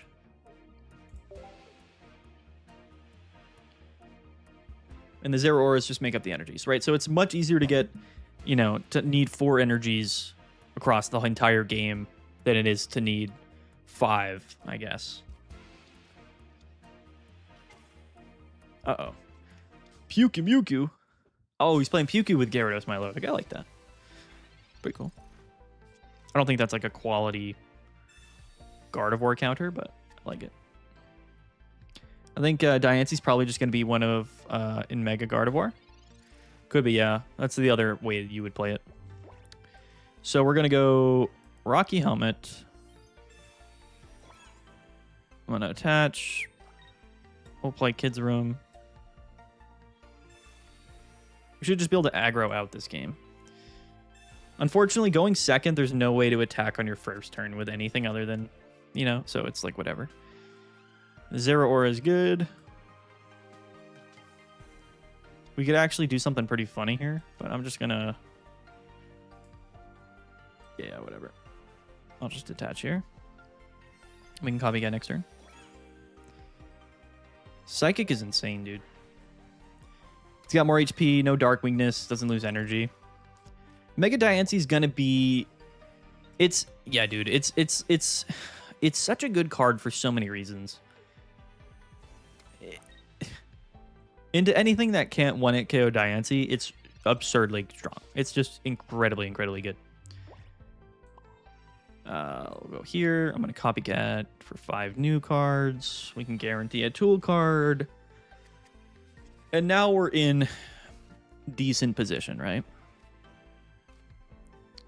We're in decent position. We'll just bench this. Because why not? We'll balloon it. We need another Pokemon. We got double Pokeball, double Pokemon in our deck. Swap Kids Room for a for another tool. So this is like, in theory, this is turn 2 120, but it could have been 160 fairly easily. And I do think that's the strength of Dedenne, is that you can hit for 120, upwards of 160, you know, like just immediately, like on your second turn, like pretty often, right? With 0 aura, with E-Switch, with all of the Pokemon, all of the tool cards, with Kids Room. It's an aggressive, in-your-face, lightning type deck. You know, it almost feels like Hydreigon in that sense, except it's most often going to be 120. Very often, almost always, it's going to be turn 2 80 or 90, which is good. I don't think Dedenne's bad. I genuinely don't think it's bad. Oh, he is playing Zoroark. That's cool. I like that. But we're also not playing Sabrina in our deck, which is tough, because he's going to Mantike to this Magikarp, and then we just lose to Gyarados. Oh, no, he's going to set up the Zoroark. Okay. I like it. What? Whoa. He's just full splitting here? Is that what's going on? Let's research. I'd rather get to Dedenne than Pikachu. Alright. Whatever, I guess.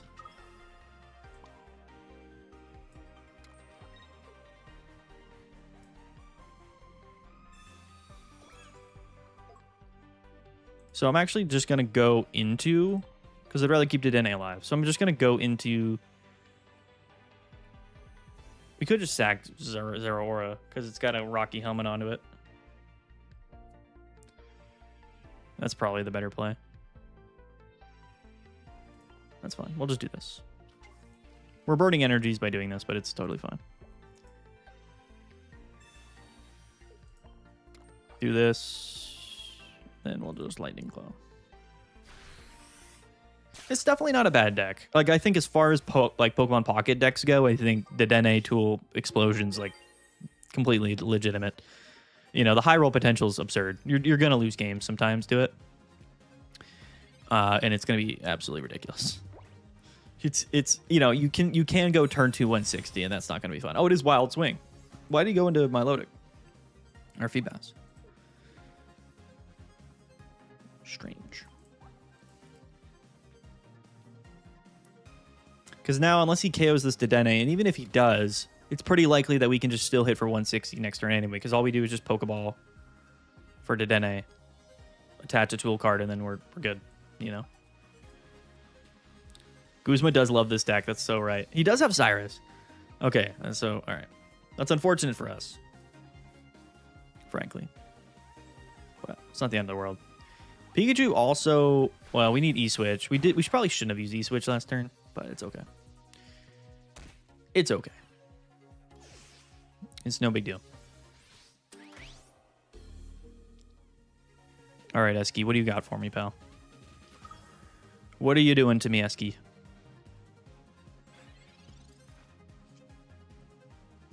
Yeah, we don't have E-Switch, so it's unfortunate. But we do have Dedenne. Do we just get KO'd next turn? He could have more water basics. Just tough.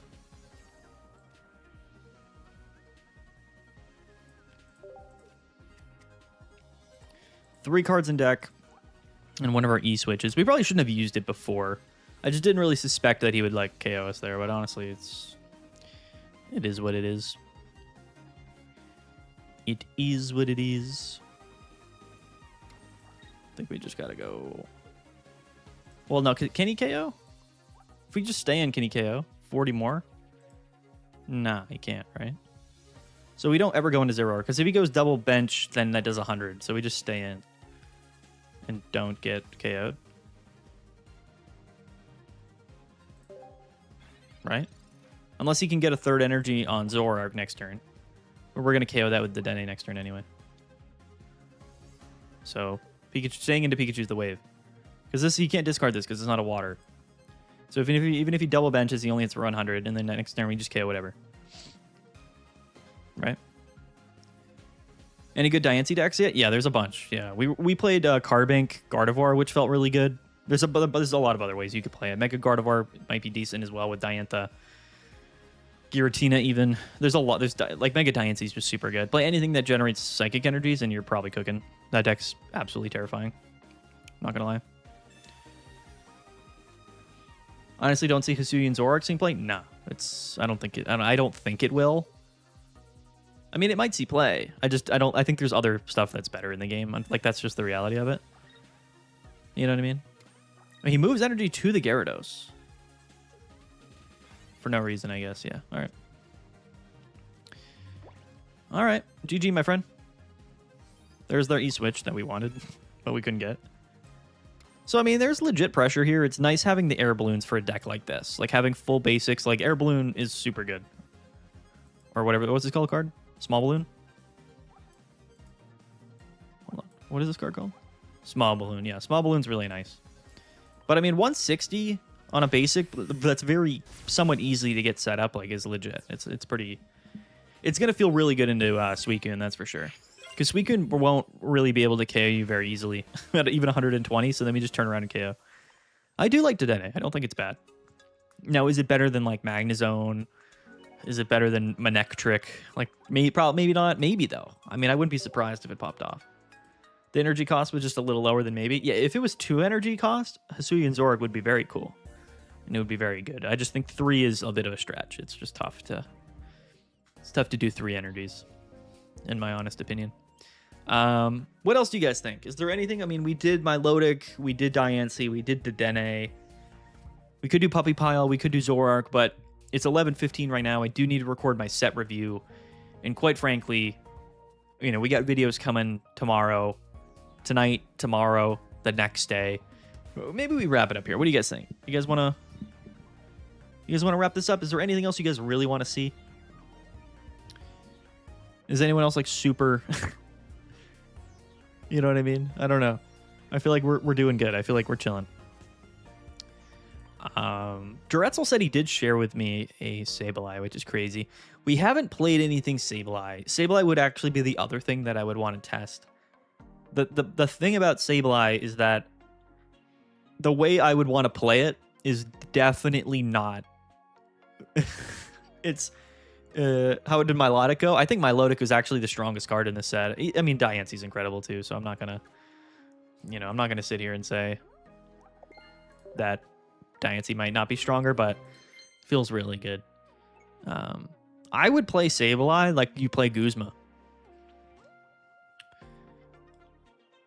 people will hate me for that. I'm just going to put this thing to 210 HP, and I'm going to play Ice Pops, and I'm going to play... that's what I'm doing. That's what I'm doing. Go over the set. I'm going to record my set review as a video, my comprehensive set review. So if you want all my opinions about all of the cards, that's the set complete, by the way. Shout out to Jaretzel, the absolute god moderator, the legend here. Set is complete. Oh, a really nice set. A really, really nice set. I think they actually hit the ball out of the park here for a mini set. I mean, for the amount of cards in this set, the amount of stuff that's viable, I think this Caterpie is super interesting. I think this is a really, really cool card that they added to the game. This is really cool. It's a really, really cool card. The Puppy Pile stuff, I haven't tested. I'm sure it's pretty fun. My Milotic in Wallace is broken. It's like one of the stronger things we've ever gotten added to the game, and that terrifies me. Dedenne with all of the new tool support, and I think that's really cool. The new stadium, like, that's fun. I don't know if it'll be that good enough. Sylveon intrigues me. Sylveon intrigues me. I'm a little bit afraid of how good that's going to be. Carbink Diancie feels really strong as well. Just a really, really strong, straightforward deck. That's going to be really annoying. I think people are just going to be... They're going to get annoyed by it. They're going to... You know what I mean? They're going to be like, why? You know, why can it deal that much damage? But I think Carbink is really nice. So it's basically Manaphy Psychic type, which doesn't seem that crazy, but it came out alongside Mega Diancie, and Brilliant Storm is incredibly strong. It's incredibly strong. Munchlax is a great point. We didn't really talk about Munchlax, but if we skip here to Mega Sableye, at first glance, this to me feels just like an improvement to Mega Absol. But, you know, I don't play a lot of Hydreigon, so I don't know if you really do need the Cyrus discard, or if it's just sort of like one of those things that can be nice in certain conditions. But Mega Sableye, in general, on paper, is a stronger card than Absol. I don't know. I don't play a lot of Hydreigon stuff, but maybe Absol ends up being more valuable than Sableye. I feel like Mega Sableye is a really decent card, but that's just me. We'll see. If not, you could play your own stuff with Sableye. You could play Poison Barb, Nihilego. You know, you could play Sustain Sableye, which would be kind of funny. There's not really a great way to keep this thing alive for an extremely long time. But you could turbo to it, and that's the big difference here, is that you can legitimately just play turbo Sableye. If you really wanted to get this attack off on turn 2 every turn, you can, because it's one colorless. So you can play like Daycare Sableye, and I think that's very, very interesting. Even the Toxapex Marini combo is pretty cool, like the Poison Stack Memory Light stuff. That could be interesting. Munchlax is kind of crazy. Munchlax is a really good card, but again, at first glance, it's like, are we playing Munchlax, or would we rather just play Chingling and Lucky Egg? Right? Like, wouldn't you rather just draw the cards and get the item lock than just play Munchlax? But theoretically, you could play Munchlax and not play Lucky Egg, and it would be really, really nice in Greninja decks. You know what I mean? Like, you're chip damaging, you know, and then maybe you play Rocky Helmet or something instead of, you know. Like, that's the concept with Munchlax, in my opinion. Is like, you play this instead of Chingling Lucky Egg, but then you don't get item lock. And honestly, I think item lock is probably just more valuable. The drawing in the card is really good. If you remember, like, the Meowth from back in the day, this is just the upgraded version of Meowth. And it's a really good card. This is a really good card. It's just, is Chingling Lucky Egg going to be better? Probably. This Furfrou is crazy. Again, I don't know if people were playing the old Furfrou, but this card is stupid. The fact that you can just deal 60 for one end colorless, can fit into any deck, is really good. Small Balloon, really nice. Elegant Cape, extremely nice to have those in the game. Elisa, it's definitely not bad. It's not bad. I think you're supposed to play this with like hand disruption. It is what it is. I don't know. We'll have to see. I think Guzma, or I think just playing Flea Blower is probably your best option. Wallace is ridiculous. Wallace in Milotic is genuinely unfair. It feels too good. It feels too good. It feels really, really good. Too strong in my opinion. Hisuian Zoroark is fun. It's really interesting, but 3 energy attack cost for me is just too much. If it was 2, this would be an extremely interesting card. Unfortunately, normal Zoroark is a lot better, I think, just in general, but it's cool. It kind of actually reminds me, to be honest, of King Gambit. This just feels like an EX version of King Gambit. That's how I feel about it, to be honest. And yeah, that's generally it. That's the set. Elisa could have use cases with tool heavy decks. Yeah, no, I mean, for sure. It's a very specific card. I don't think it's a bad card. But I really like the set. I really do. I think Diancie Carbing's crazy. I think Milotic Wallace is crazy. Like, those are two legitimately crazy things. And then I think Dedenne and I think Sableye are, like, really good. Like, really solid. Like, really, really decent. And I think both the tool cards that we got are really nice as well. So just really good inclusions to the game. I'm really happy with this set. I think it's really good. I'll give my detailed opinions here in a little bit. I'm going to jot down some notes. And then for the video that I'm going to upload, I'm actually going to give my ratings for the cards, like my predictive ratings, and we'll come back to them next at the end of the season to see if I was right on my predictions, right? So I'm going to rate these cards like 1 out of 5, and we'll see at the end of the season when we come back if I was correct. So yeah, anyway, guys, there we go. That's the stream. It's almost 11:30. I got a whole video to upload here tonight, but this was a fun stream. It's been a long time. I missed you guys. I really do like streaming, and I have a lot of fun with it. It's just, it's hard. You know, I got such a busy life going on, unfortunately. If I could just do YouTube full time and I could just stream full time, I would, you know, but I don't have the ability to do it, you know. Sadly, can't do it. So, but this month, and I am planning for the next couple of months, basically from now in the near, and just in the future, moving forward, there's gonna be more uploads, gonna be more streams, gonna be more content, not only for Pocket Mads but for Champion Mads. We're gonna continue to do the tournament, so stay tuned. Because honestly, I think Pokemon Pocket's in a really good place right now. I think this season's gonna be fun, and then we immediately go into the Mega Rayquaza season, which is gonna be crazy. So, really, really excited about it. All right, guys. Thanks everybody for tuning in. Have a great night. Have a great night. Have a great rest of your week. Tune into the video. It's gonna be uploaded in just a couple hours probably. And then there's gonna be another video tomorrow evening as well. So you're gonna want to tune into that. All right, guys. Peace out. Peace out. We'll see you guys later. Check out my bracelet. I got this at my daughter's birthday party. Bulbasaur, baby. Let's go. Oh, man. Oh, man. Oh, man. All right, guys. Bye.